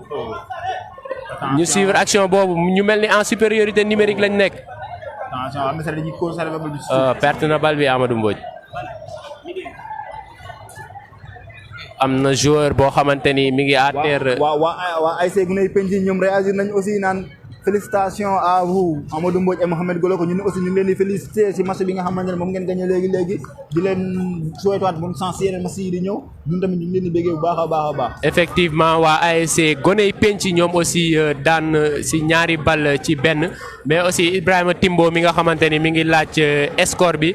actuellement match bi 0-0 la ci diggante ASC Manko ak ASC bi nga xamante ni moo di ASC Mesere 0-0 ci deuxième mi-temps bi la ñu toll nii mais aussi Tafa Sarr aussi ñu koy jaajëfal ñun aussi kontaan nañ ci moom bu baax a baax Amadou Mbodj. kontaan nañu ci moom bu baax a baax ñu ngi kontaan ci mbokk internet yu baax a baax gis nañu à chaque fois ñu nekk ci live bi ñu nekk ci direct bi dañuy daal di dugg di réagir bu nekkul ci càmburu bés bi ñu nekk ci kàddu ñuy góorgóorlu tey jii ne stade la ñu nekk ñu ñuy seetaan bu baax a baax di ñu topp. noonu lay demee sport dafa nekk loo xamante ni lu am solo la te day réunir li nga xamante ni moo di ay nit ñu suivre coup franc bi nga xamante ni waa ASC Manko Frontière ñoo koy effectuer avec le latéral gauche qui met dans le paquet peut-être dañuy récupérer bal bi protéger na ko Amadou Mbodj loolu lañ doon woowee ëmb bu ma fàttewul terme yi nga xamante ni moom lañ doon utiliser ci football. Abdou Salam Mbaye DG bu Thiaroye Info ñu ngi lay nuyu bu baax a baax yow aussi ñu lay remercier sa taxawaay bi nga xamante ne am nga ko ci équipe bu Thiaroye Info bi nii monsieur Salam Mbaye yow aussi ñu ngi lay remercier bu baax a baax moom mu mel ni suba dañ ko parrainé benn match fële sa zone 3 bu Guédiawaye. effectivement noonu lay demee Abdou Salam Mbaye nekk aussi latéral gauche bu am solo ñu koy jaajëfal bu baax a baax si topp bi nga xamante ni mu ngi ñu koy topp di ko souhaiter aussi bon match ci match bi nga xamante ni moom lañ ko parrainé demain ci li nga xamante ni moo di match bi ñu suivre offensive bi avec le numéro 18 oh là là une frappe écrasée la def ba nga xamante ni perte na li nga xamante ni moo di cadre bi ñu continuer rek ci liñ doon wax Abdou Salam Mbaye di ko souhaiter bon match pour demain match bi nga xamante ni moom lañ ko parrainé fële sa zone 3 bu Guédiawaye Amadou Mbodj mu mel ni moom ren ASM dafa formé wul. waaw ASC Gouy Gui ñëwul dafa ñëw bokk catégorie kese mais aussi Gouy Gui ñàkk bokk comme ci zone 3 dina am benn impact bu bëri am parce que Gouy Gui koo xam ci mobilisation Gouy Gui koo xam ci benn produit benn. AV ngi noonu. Gouy Gui koo xam ko ci ambiance. loolu am na solo bu baax a baax Amadou Mbodj ñu continuer suivre match bi touche effectuée par l'ASC Manko Frontière récupération numéro 7 avec le numéro 18 qui est lancé mais dafay temporiser bal bi daal di xaar aux abords de la surface retrait bu am solo la Amadou Mbodj peut-être frappe non mal négocié numéro 2 bi dafay téye bal bi la frappe oh là là à côté du cadre. Ñu remercier le réalisateur Bala Moussa Diarra qui est en train de nous montrer angle yi nga xamante ni yooyu la ñuy suivre jamono ji ci match bi il repart de 0 équipe Manko Frontière avec le défenseur central. Oh là là belle action. Il relance la passe en profondeur peut-être le but. Oh là là là là là là là là là loob la ko bëggoon def mais défenseur bi dafa def retour bu am solo. ngir mën a centre corner Amadou Mbodj oh là là là là capté par le gardien en 2 temps. Junior Diop score bi actuellement 0 bi parti te ñu ngi ci deuxième mi-temps bi actuellement nii ñu ngi ci deuxième mi-temps bi Libaas Junior Diop.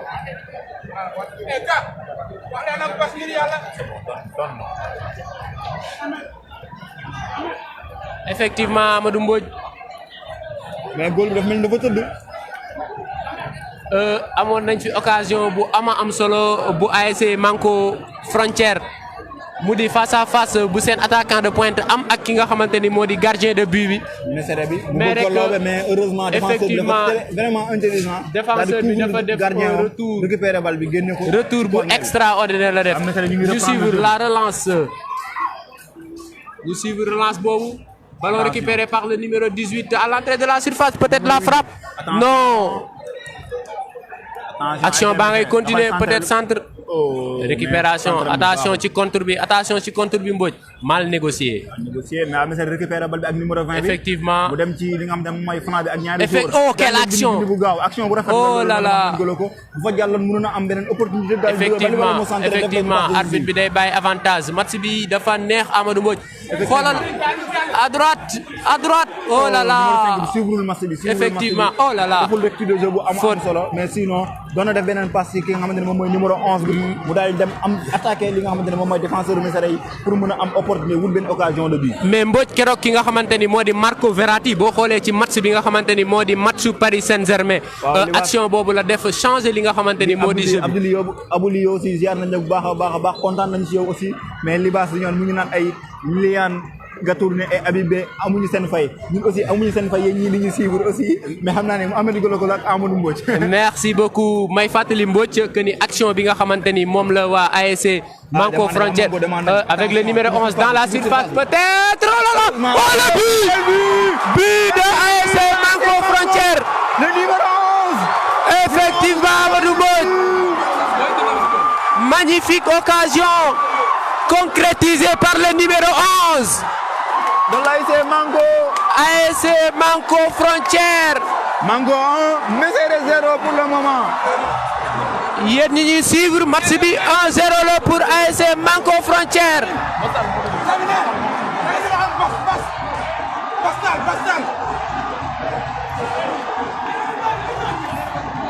Mohamed tribune baa ngi jox Mohamed.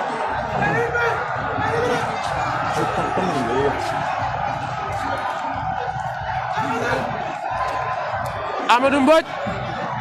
Mohamed tribune baa ngi jox.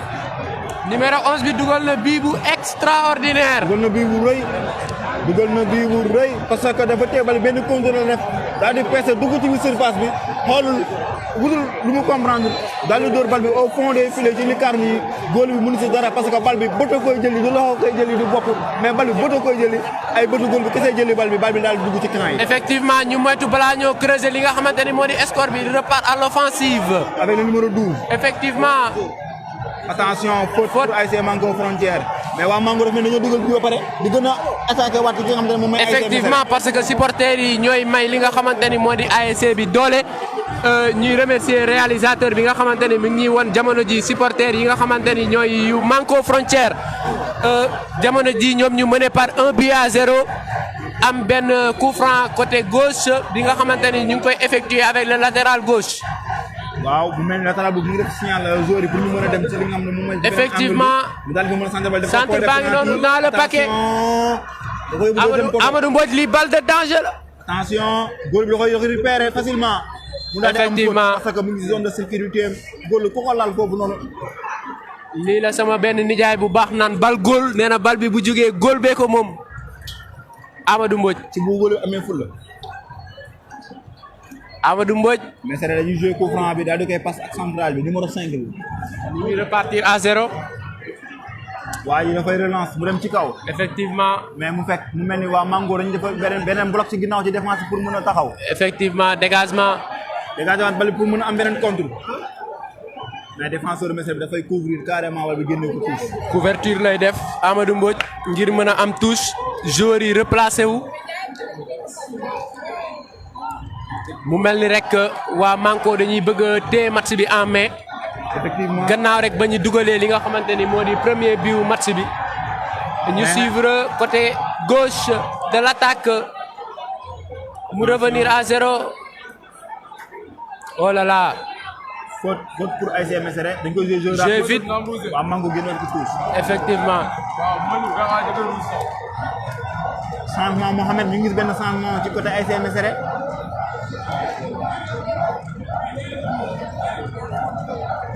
Changement côté Messere, c'est le numéro 15 qui va effectuer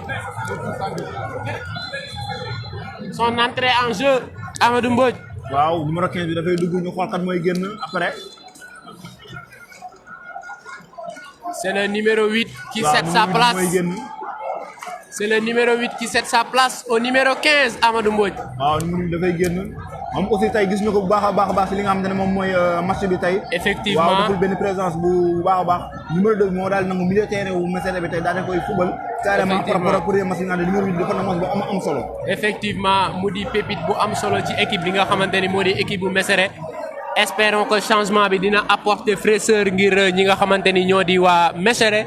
ngir ñu mën a ñëwaat bu baax a baax ci match bi mais aussi waa Manko Frontière aussi ñu ngi waaje effectuer benn changement ak seen numéro 9 bi. numéro 9 day def entrée. effectivement. le mois mais zone bi génn xamaguñ ko annoncé guñ ko. mu mel ni numéro 2 bi mooy génn Amadou Mbodj. parce que numéro 2 bi la numéro 9 bi daal moom mu ngi préparé wu mais kii génn xamaguñ ko. mu mel ni latéral gauche bi. mooy c'est le numéro 2 effectivement. numéro 2 bi mooy génn effectivement numéro 2 bi mooy daal di génn. changement bi buñ ko tegoon ci numéro dafa mel ni ñoom dañoo offensif jamono ji. effectivement. numéro 9 moo dugg à la place du numéro 2 Amadou Mbodj. waaw ñu xool ñaari changement yi lan la ñuy def ci match bi. effectivement le numéro 15 et le numéro 9. mais coup franc bi actuellement waa Messere ñoo koy joué. ok. bal au pied lañ ko def wàccee bal bi. mais repartir à 0 Mango seen défense seen bloc défense bi baax na trop Mouhamed Goloko. effectivement bi ba léegi dañu defar benn bloc défense boo xamante ni dafa baax. dañuy suivre rek positionnement numéro 9 bi ngir xam ban côté ci terrain bi la ñëw pour apporter soutien am ci équipe am Amadou Mbodj. dafa mel ni latéral gauche la dem non dafa dugg ci milieu terrain bi ci sama gis-gis boo xoolee actuellement ci position bi. changement de ballon. effectivement changement de ballon. fu mu dem dafa sori ñu daal di indi beneen bal. am nañ changement de ballon ngir effectuer li nga xamante ni moo di touche bi. effectivement. jinne réalisateur bala Moussa Diarra à refaire mu mel ni arbitre bi. bu mel ni rek arbitre bi dafa ordonné à ce que touche bi ñu delloo ko ñi nga xamante ni ñoo di ASC Manko Frontière. Effectivement le numéro 8 le numéro 9 se positionne au milieu de terrain mu mel ni rek bataille milieu de terrain bi lañ gën a bëgg a accentuer li nga xamante ni moo di seen jeu jamono ji Amadou Mbodj. Attention à l'offensive avec les joueurs de Mesere peut-être. boo xoolee de Mesere changement bi ñu def numéro 15 dañu ko dugal mu jouer position numéro milieu défensif numéro 2 bi daal di mën a monter pour mën a apporter ay solutions offensivement ci équipe bi.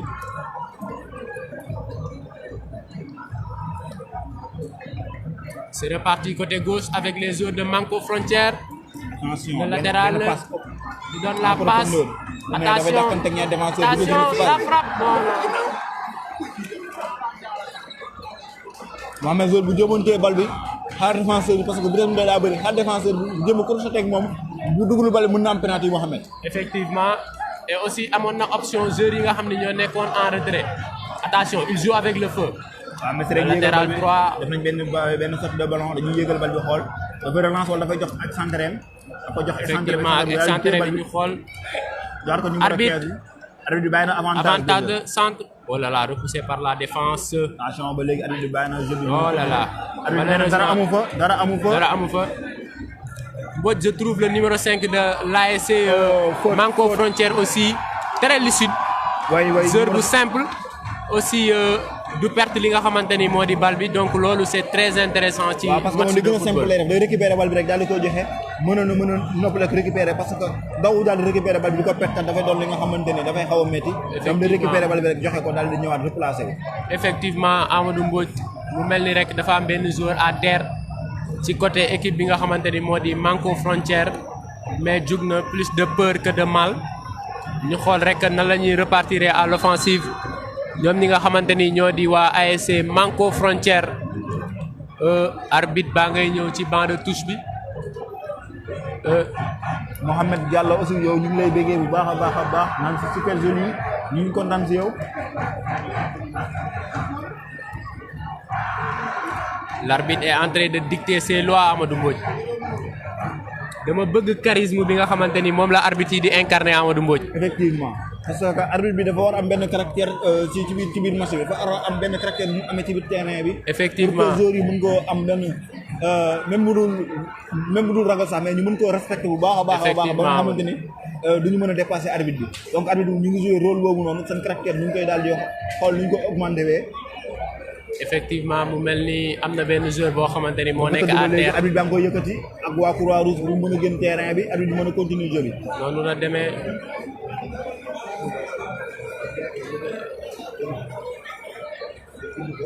joueur yaa ngi jël si li nga xamante ni moo di ndox joueur bi dafay soox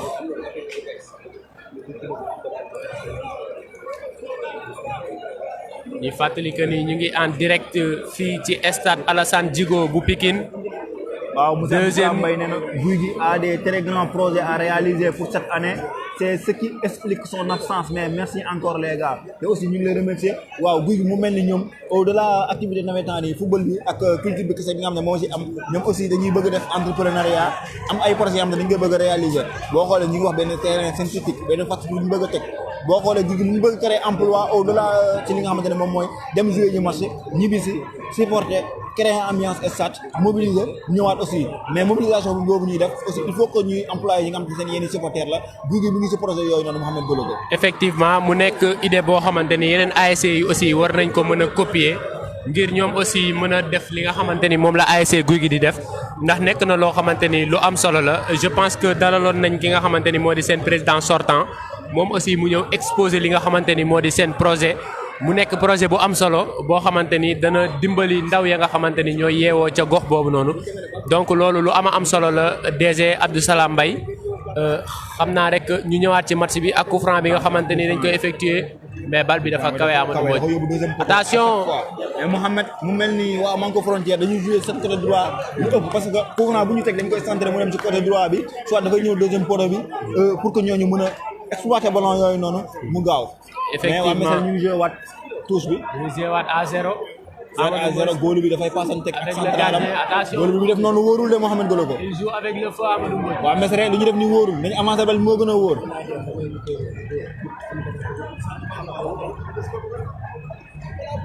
Amadou Mbodj Mesere mi ngi repartir à 0. Ballon récupéré. Attention waaw Mesere récupéré nañu bal bi. waaw Mesere ñu ngi repartir. mi ngi lancé na excentré bi. oh là là bal bi dafay génn tuuti. Mohamed Mesere mu mel ni ñoom seen i football dañ ko teg ci li nga xamante ne moom mooy joxante bal bi ba bal bi mën a avancé ñu daal di koy mën a exploité. loolu rek moo tax rek li nga xamante ni moo di jeu bi xaw a yéex mu mel ni rek waa Mesere ñu ngi waaj a dugal benn pépite boo xamante ni aussi. joueur bi dugg cadet montant la ñu fàttali que ni Apo cadet montant la benn xale la. ci équipe bu Mesere bi. moo li mën a wax sànq rek Mesere à chaque année bu ñu ñëwee il faut que ñu indi benn xale boo xamante ni supporters yi dañ koy laaj ci biir terrain bi. Apo bu ñu fàttali ko match bi nga xamante ne moom moo ne doxoon ci finalu cadet Mesere bi mu mujjee jël moo dugaloon bii de la victoire bi tey jii nii Mesere ñu indi ko montal ko solo ko numéro 10 bi aussi supporters yi di ko laaj. coach bi préparé changement boobu noonu tey xëy na bu duggee dina mën a def exploiter loolu noonu aussi bu ñu xoolee Apo bu ñu xoolee arrivé bi ci équipe bi dafa mel ni bande bi muy ñëw ci équipe bi aussi même chose la aussi.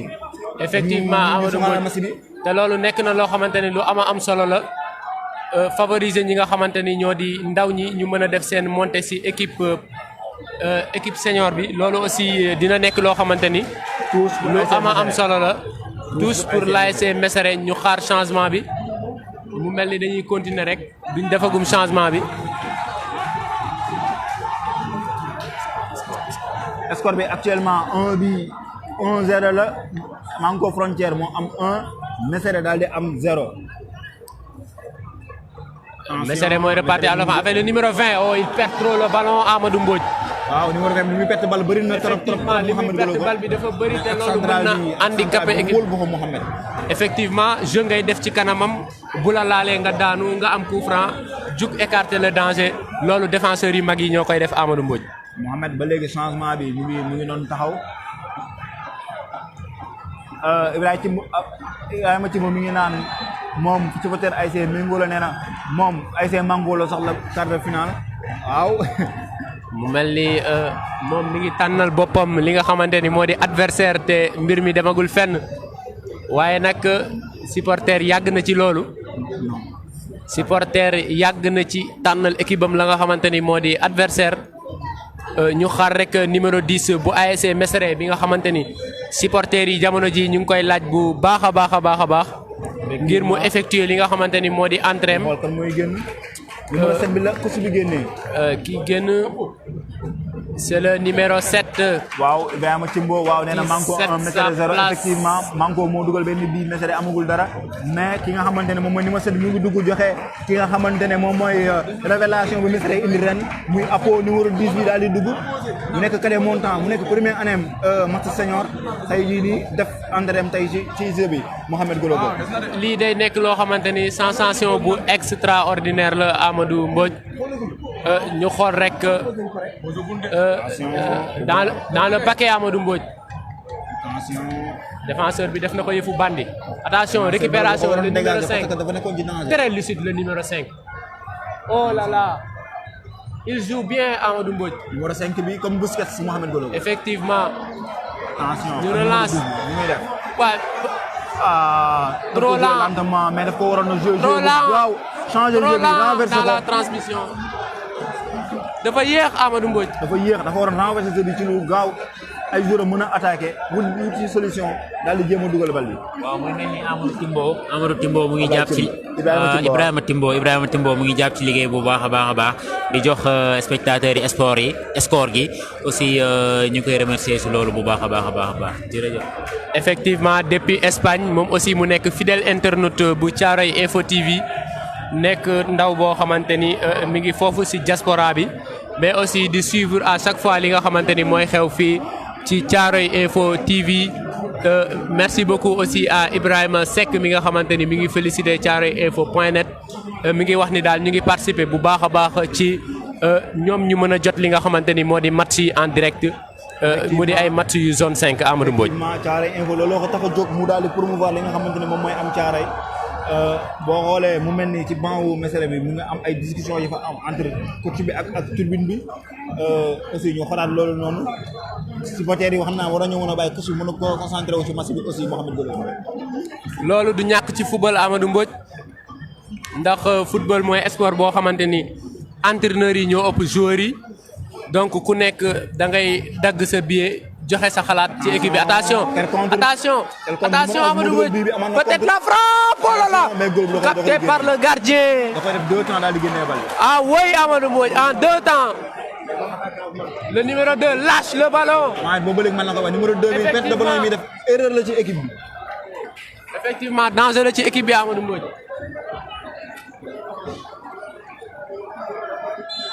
Amadou Mbodj boo bëggee dégg numéro 6 du foowee bal Amadou Mbodj. numéro 6 du foowee bal numéro 6 nga xamee dafay mel ni comme Gattuso.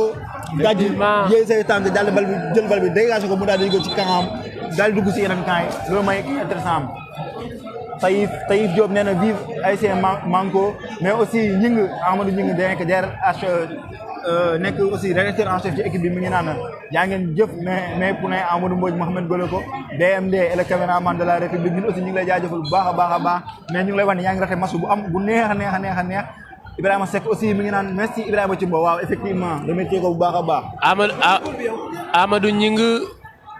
Amadou Gningue fii sa poulain nekk fii sa place ci terrain bi la woon na mais amaana da nga jël retraite te at yi tollagul foofu mais comme ni ko Mbodj waxee match bu am solo la ñuy suivre jamono ji ñu lay jaajëfal aussi ci suivre bi ngay suivre direct bi match bi comme ni ngeen ko xamee 1-0 pour ASC Manko Frontière face à l'ASC Mesere.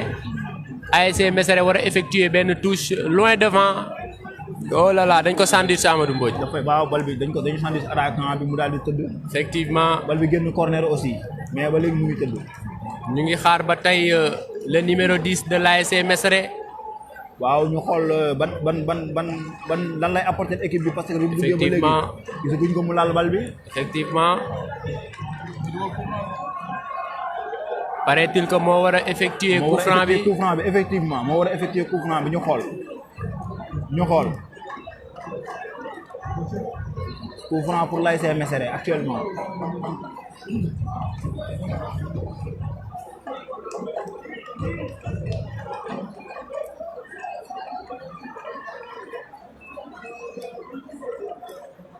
ñu suivre coup franc bi en live sur Thiaroye Info TV.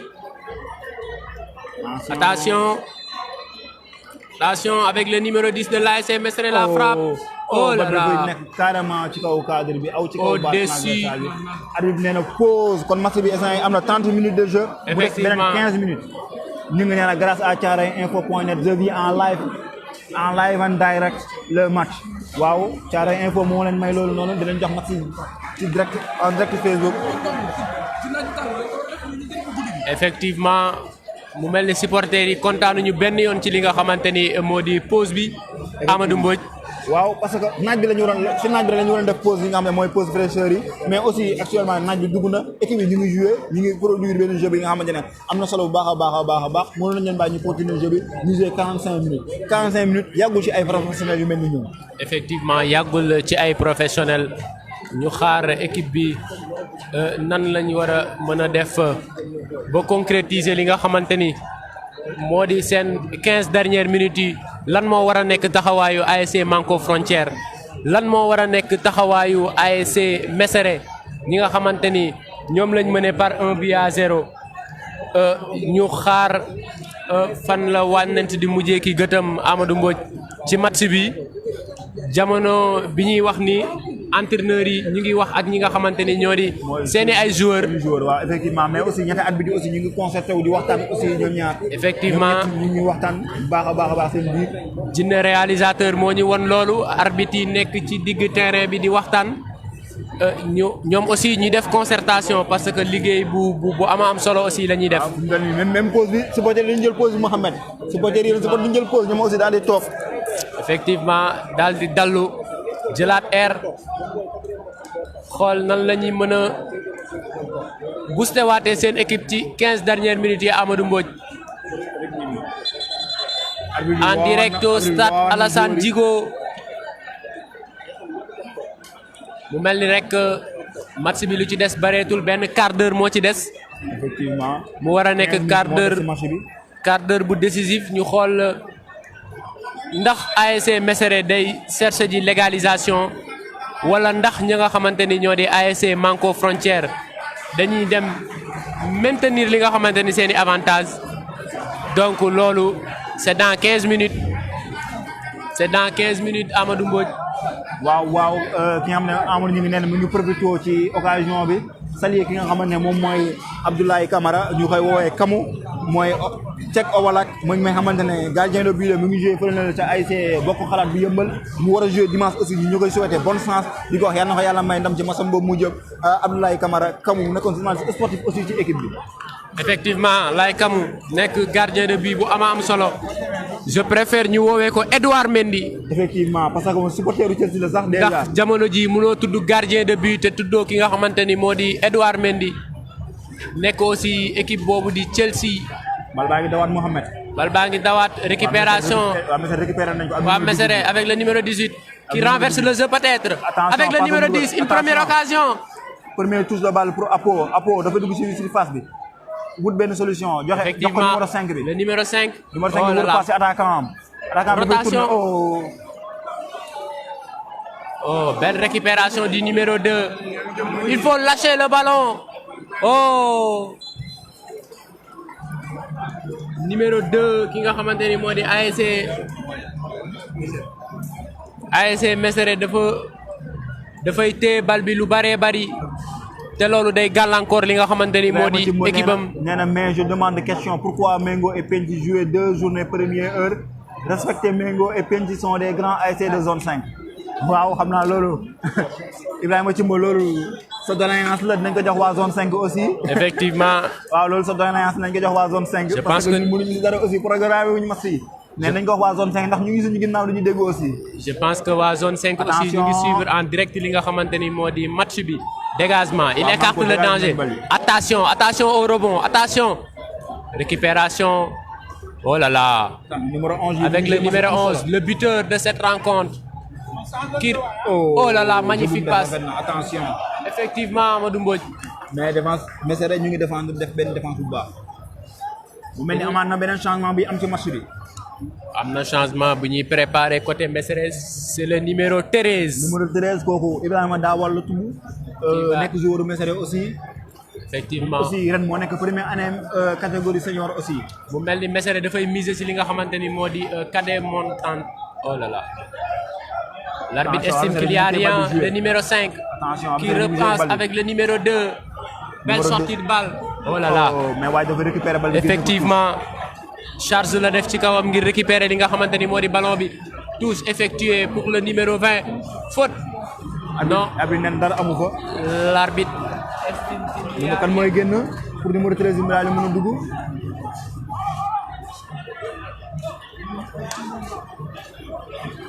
c'est le numéro 2. numéro 2 bi mooy génn waaye numéro 2 bi mooy génn. c'est le numéro 2 qui cède sa place après un bon match. malgré des fautes techniques. waaw lu mu téye bal bi dafa bëri dafa sonn parce que aussi dafa téye bal bi lu bëri léegi numéro 13 bi mooy daal def entraînement ci attaque bi. mais coach bi dafa génn milieu terrain daal dugal attaquant donc dafay wut ay solutions offensives ci match bi. effectivement dañu bëgg a gagner li nga xamante ni moo di match bi. je vais voir le positionnement du numéro 20. mu mel ni dafa def repli ci milieu de terrain bi. numéro 13 daal dugg ci attaque bi. effectivement mu mel ni dañ jël option pour gagner li nga xamante ni moo di match bi. waaw ñu ngi mu ngi naan muy aussi souhaité bonne chance ki nga xamante ne moom mooy Ramos di son vrai nom Siré Niane l'homme fort de Ziadé nekk cadreur à Thiaroye Info TV aussi moom ñu koy xaar ci match bi nga xamante ne moom moo war a dox Ziadé ak. effectivement mu nekk joueur Ziadé bu am solo ci équipe Ziadé bi aussi. effectivement Siré Niane Sergio Ramos. attention waaw Manko ñu ngi conservé bal bi. mais bal bi dafay daal di day génn Amadou Mbodj bal bi day génn Amadou Mbodj. dafay génn tous. mu mel ni rek ñi nga xamante ne ñoo di ASC Manko Frontière aussi dañuy effectuer benn changement. waaw c'est le numéro 10. Mohamed numéro 10 bii di dugg xamee naa ko kii sama ancien camarade de classe la kii mu ngi tudd Bala Dieye aussi war a def entraînement ci équipe bi. effectivement. attention waa Mesere dañuy dégager bal bi mu dem. dégager bal bi ñu xool fu ñuy mujjee. waa Manko dégager waat ko ne leen instant yi match bi loolu ci bañul ba ñu ko si. Zaïsma la def bal bi ñu dégager mu jeex. Zaïsma la def ça me rappelle Nemanja Vidic. waaw. le grand défenseur serbe. de Manchester United. effectivement Amadou Mbodj. attention. waaw Mesere ñu ngi récupéré bal ak numéro 5 bi. avec le numéro 5. numéro 5 pour kan Qui relance, quelle passe. numéro 18 Oh là là. mais heureusement goal bi dafay daal di ñëw récupéré bal bi. effectivement c'est le gardien qui sort mu mel ni dañuy effectuer changement bi. numéro 7 bi mooy génn numéro 10 bi daal di dugg. il faut que bal bi génn Amadou Mbodj. waaw effectivement mais waa Mesere ñu ngi récupéré bal bi joué. di jouer à l'offensive l'ASC Mesere. attention aux pertes de balle. bal bi. numéro 13 bi ñu xool premier ballon mais dafay perte duel aérien boobu noonu. effectivement. Apo. c'est reparti. tous pour ASC Mesere. physique bi da ciy jouer Amadou Mbodj. effectivement. physique dafa am solo ci match de football surtout match nawetaan. côté ASC Manko Frontière. numéro 10 bi mooy dugg. c'est le numéro 7. numéro 7 bi daal di génn. qui cède sa place au numéro 10. maam Thierno Ndiaye nee na macha allah yow tamit ñu ngi lay jaajëfal di la wax merci bu baax a baax. on vous rappelle que l'ASC Manko Frontière mène par 1-0 grâce au numéro 11. numéro 11 moo dugal bii bu rafet Mohamed Golo ko. dugal bii bu am solo benn contrôle perte ci biir surface de réparation bi xool sax lu mu mën a comprendre wala leneen. effectivement daal di mu dem ci camp yi. effectivement c'est le numéro 10 qui va effectuer son entrée. numéro 10 bi suma ancien camarade de classe lycée Thiaroye Balla Dieye la tudd. sous l'applaudissement. attention premier ballon. da koy perte da koy nax attention défenseur bi da koy nax récupéré bal bi jox ko numéro 15 bi moom mu def benn relance. ils sont très lents les joueurs de Mesere très lents dans le paquet. peut-être l'occasion de but la frappe non. oh là là mal négocié. numéro 13 bi premier balam la dévié noonu mu dem ci numéro 5 bi mu waroon ko dóor ci camp yi mais dafa préféré centrer bal bi Mohamed. effectivement match bi lu ci des Amadou Mbodj waratul bari parce que 15 minutes moo desoon def gars yi def pause mais instant yi normalement 5 minutes yi war naa mën a daw. effectivement waa Mesere ñu ngi installé wu ci camp ñi nga xamante ni ñoo di Manko Frontière. pour chercher but égalisateur bi. la frappe déviée oh là là. Goal bi dafa jàppal bi en tout temps. c'est le gardien qui récupère le ballon.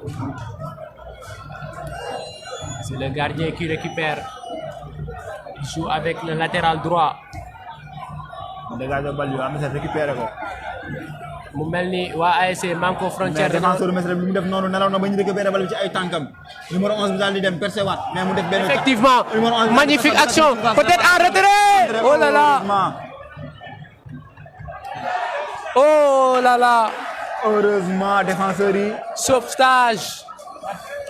sauvetage la mujjee def ñoom ñi nga xamante ni ñoo di waa équipe bu Mesere. attention Amadou Mbodj numéro 11 bi mi ngi def match bu extraordinaire. gauche bi effectivement supporter yaa ngi naan c'est l'homme du match c'est très vrai match bu am solo la def. numéro 14 bi. attention ballon récupéré au milieu de terrain. ak Apo mu ngi joué ak bal bi. bien joué benn dafay génn def rotation. effectivement Mbodj ak latéral gauche yi. latéral gauche bi def noonu kenn xamul. hors-jeu position d'hors-jeu.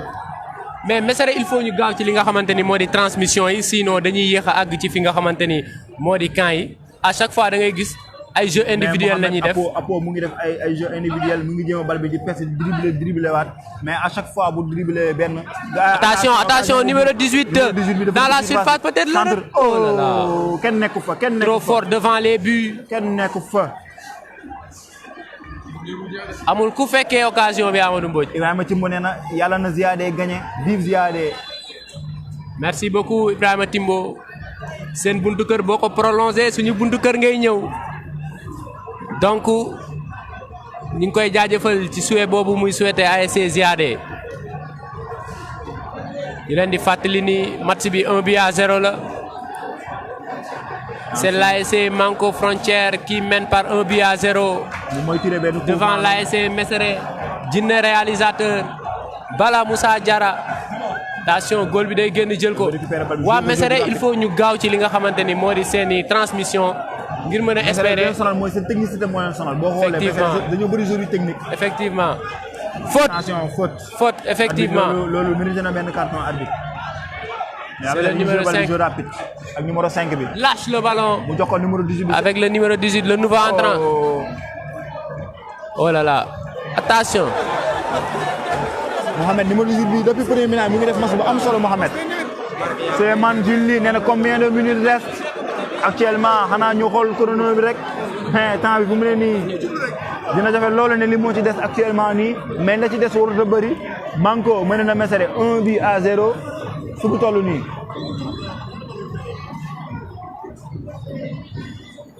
effectivement Mbodj jamono ji li war a des ci match bi bareetul. attention corner bi. oh ASC Manko il défend très bien. ñu ngi def défense bu am solo. ñu suivre action boobu dans la surface avec le numéro 12. moom moo ko joué numéro 13. le centre peut-être. attention deuxième photo attention bal bi réception bi. bal baa ngi fa ba léegi Amadou Mbodj la frappe. oh là là dafay dem carrément ci kaw. ça s'envole. bal bi dafay dem carrément ci kaw moom. ça s'envole. au marché de syndicat Amadou Mbodj. yàgg nga fa buuju. bal bi syndicat la dem fi ñaaga wut ay mango Mohamed ak xaal. yàgg nga buuju marché syndicat Amadou Mbodj. waaw. marché syndicat. yaakaar naa ni gars yi yàgg nañ fa buuju. waaw man syndicat booy maa lépp koy xam Mohamed Golo ko. loolu effectivement.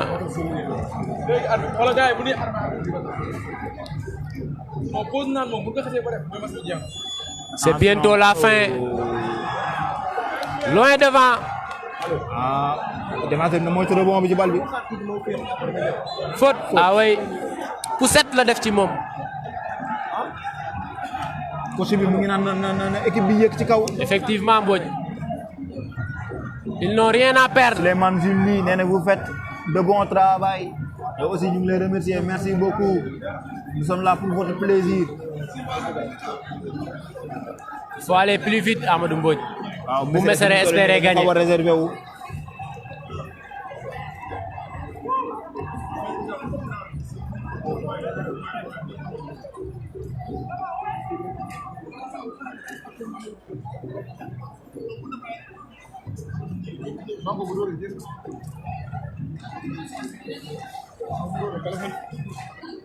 touche.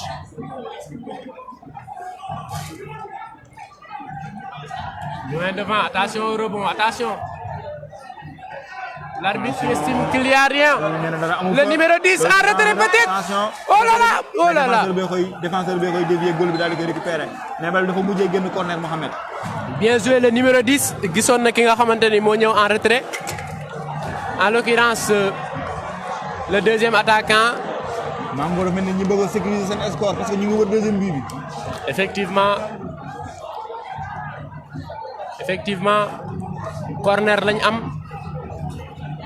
mais mu mel ni corner bi dafa wéet Amadou Mbodj. waaw corner bi kenn dugg fa ñaari joueurs Manko ñu nekk ci phase de réparation Mesere mais dañuy def bal bi dañ koy préféré jouer ko jeu rapide passante ko. jeu rapide lañ ko jouer à deux. centré ko mais finalement bal bi dafay génn si la. Moi je pense que action bi dégagement bi ce sera l'une des dernières occasions de l'ASC Mesere. dafay percé dem mais bal bi dafay génn.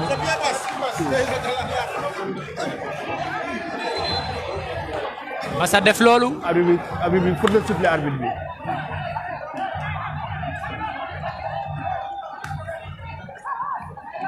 daf ko war a def ci paquet bi Amadou Mbodj. waaw effectivement point de pénalty la ko war a def mais waaw. amati pectoral. arbitre am ko dañuy réclamer benn faute mais waa rek. attention mal négocié. oh là là. oh. belle action le numéro 8. Amadou Mbodj mu mel ni ASC Manko Frontière jël na option.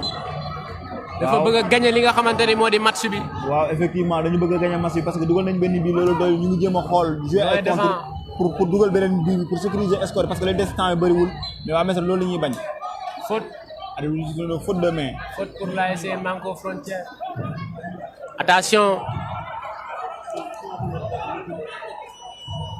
Attention, faute pour l'ASC Manko Frontière.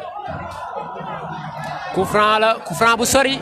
waaw coup franc bu sori mais coup franc position am aussi baax na parce que joueur mun na am alternative wut ko kenn ku ko dévier ci biir surface bi. il daal di koy jouer wala mu def benn jeu rapide. Effectivement daal di transiter bal bi le plus rapidement possible. À 2 lañ ko war a jouer.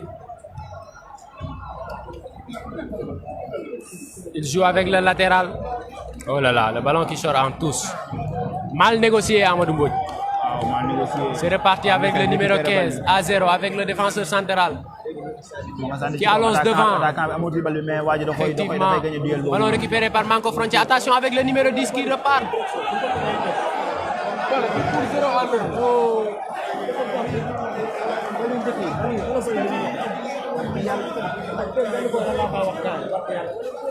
Faute. mu mel ni jaasi yaa ngay commencé génn. jaasi yaa ngay génn loolu normal la. normal la mu ne équipe 1 temps bi di waaj a jeex da ngay génnee jaasi yi bañ mu dugal la. effectivement.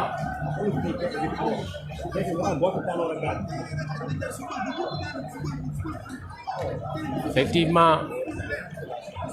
mel ni mag ñaa ngi kaas Amadou Mbodj. waaw ñu ngi kaas xëy na. mag yi. xëy na li ñuy wax am na solo xëy na après loolu ñu si ñëwaat. mag yi football bi séduire leen Amadou Mbodj. ñoom xëy na loolu nañu si ñëwaat. peut-être la dernière occasion pour l'ASC Mesere d'égaliser. coup franc la benn coup franc la. attention ci milieu terrain bi ñu centré ko mu dem point de pénalty. dans la surface déviation. c'est la défense qui s'impose. duel aérien yëpp waa Manko ñoo koy gagné Mohamed. c'est la défense qui s'impose Amadou Mbodj. attention une dernière offensive peut-être. attention la frappe peut-être. oh là là. oh. arbitre gars yaa ngi réclamé faute Mohamed Goloko. mu mel ni amul dara Amadou Mbodj. dina réalisateur dinañu ko won. mais numéro 13 bii mu ngi def ay positionnement yu baax a baax ci défense kii bi. attention attention peut-être dernière occasion bi la.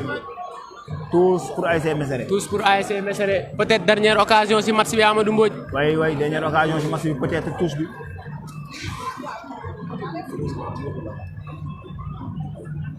récupération ASC Manko Frontière. mu mel ni match bi jeex na. effectivement c'est la fin de cette rencontre. gagné na ki nga xam ne moom mooy ASC Mesere. ASC Manko Frontière am. c'est la fin de cette rencontre. mu nekk deuxième match am depuis son arrivée ci zone bi mu nekk gan ci zone bi mu gagné deuxième match am ki nga xam ne moom mooy ASC Mesere Mohamed Goloko. effectivement Amadou Mbodj mu nekk victoire bu extraordinaire boo gisee supporters yi ni ñu réagiré nga gis ni victoire bi am na solo lool. effectivement ASC Manko Frontière décroché ses premiers 3 points. Mesere yaa ngi tëdd dañuy perte espoir parce que dañu am benn défaite. effectivement ak benn match nul mais jeexagul parce que des na benn match. le troisième match sera décisif. mën nañu génn comme meilleur troisième. score bi 1-0 la ak 1-0 la match bi jeexee Manko Frontière moo dóor Mesere 1-0. effectivement 1-0 pour l'ASC Manko Frontière en vert et noir. qui bat. waaw li nga xamante ne bala li ma si mën a jàngat Mohamed Goloko match bi nii boo xoolee Mesere li ko gën a ñàkkloo match bi mooy que ni individualité yi ñoo bëri. effectivement ñu bëri technique exploiter seen technique mais mën nañu def ay jeux collectifs yoo xamante ne ay transition yu gaaw mën a attaquer ki nga xamante ne moom mooy ASC Manko Frontière am réalisme dugal bali mais boo xoolee loolu moo leen xawoon manqué lu bëri coach bi aussi def na ay changements yi nga xamante ne ay changements tactiques la pour gagner match bi mais malheureusement ASC Manko Frontière moom moo gënoon déterminant ci match bi ëpp réalisme ci match bi am benn occasion deuxième mi-temps bi daal di koy exploiter match bi jeex. effectivement l'équipe la plus réaliste a gagné le match. l'ASC Manko Frontière qui concrétise sa plus belle occasion avec le numéro 11 mu nekk occasion boo xamante ni c'est très décisif moo permettre ñi nga xamante ni ñoo di ASC Manko Frontière remporter li nga xamante ni moo di seen match contre l'ASC Mesere qui se retrouve avec un point Amadou Mbodj. ci internet yi Mohamed Goloko Amadou ñu ngi naan suivi du programme bi li stop match bi stop mooy que ni ASC Rakaji dina tase ki nga xamante ni moom mooy ASC GAD mu war a doon match bu am solo si ñaari équipe yi parce que ñoom ñaar seen premier match ku si nekk dafa jël défaite jël li nga xamante ne au moins 2 bi li nga xamante ne keneen ki mooy ki nga xamante ne moom mooy Souleymane Souleymane Jules nee na vous faites un bon travail. waaw ki nga xamante ne moom mooy Souleymane Jules nee na match derby recette mango wax na dëgg match bi nga xam ne mooy troisième match mango dafa doon match ba xamante ne derby la contre recette parce que mango frontière fu mu génnee muy génnee si diggante Rakkaaju recette ak Ramdan donc matcham boobu noonu match choc lay doon ci moom premier match choc ñu gis un grand bi nga xamante ne bu nekk mouvement du collectif pour la défense de Thiaroye muy monsieur Ousmane Ndiaye di ko nuyu. effectivement may nuyu sama benn grand boo xam ne depuis Maroc muy Abdoul Junior Sarr nekk sama benn grand boo xamante ni mu ni depuis Maroc à chaque fois day suivre li nga xamante ni moo di direct yu Thiaroye Info TV di def di ko jaajëfal bu baax a baax ci topp bi nga xamante ni mu ngi ñu koy topp di ko wax rek à chaque fois nii lay demee en direct si Thiaroye Info TV sa gars yi bigam nañ leen bu baax a baax ñoom ñi nga xamante ni ñu ngi suivre nawetaan yi bu baax a baax. mu ngi naan nañ def ay reportage ci ASC yëpp ma ne ko loolu na ko xaar programme la bi nga xamante ne émission la bi nga xamante ne Thiaroye Info TV moo leen koy présenté. effectivement parce que aussi du yàgg dara li nga xamante ne Mouhamed Goloko équipe bu Thiaroye Info TV dina ko def mooy dem ci ASC li nga xam ne moom mooy ASC à la une mais Mouhamed mu mel ni waa Ziare ñu ngi dugg ci biir terrain bi ak ay koppati Mouhamed. ay koppati yu weex la Amadou Mbodj xam naa dañuy wàcc ci fi nga xamante ni. effectivement dañ leen di rendre l'antenne dem Triangle Sud. ñibbi si waat gën a dugg ci li nga xamante ni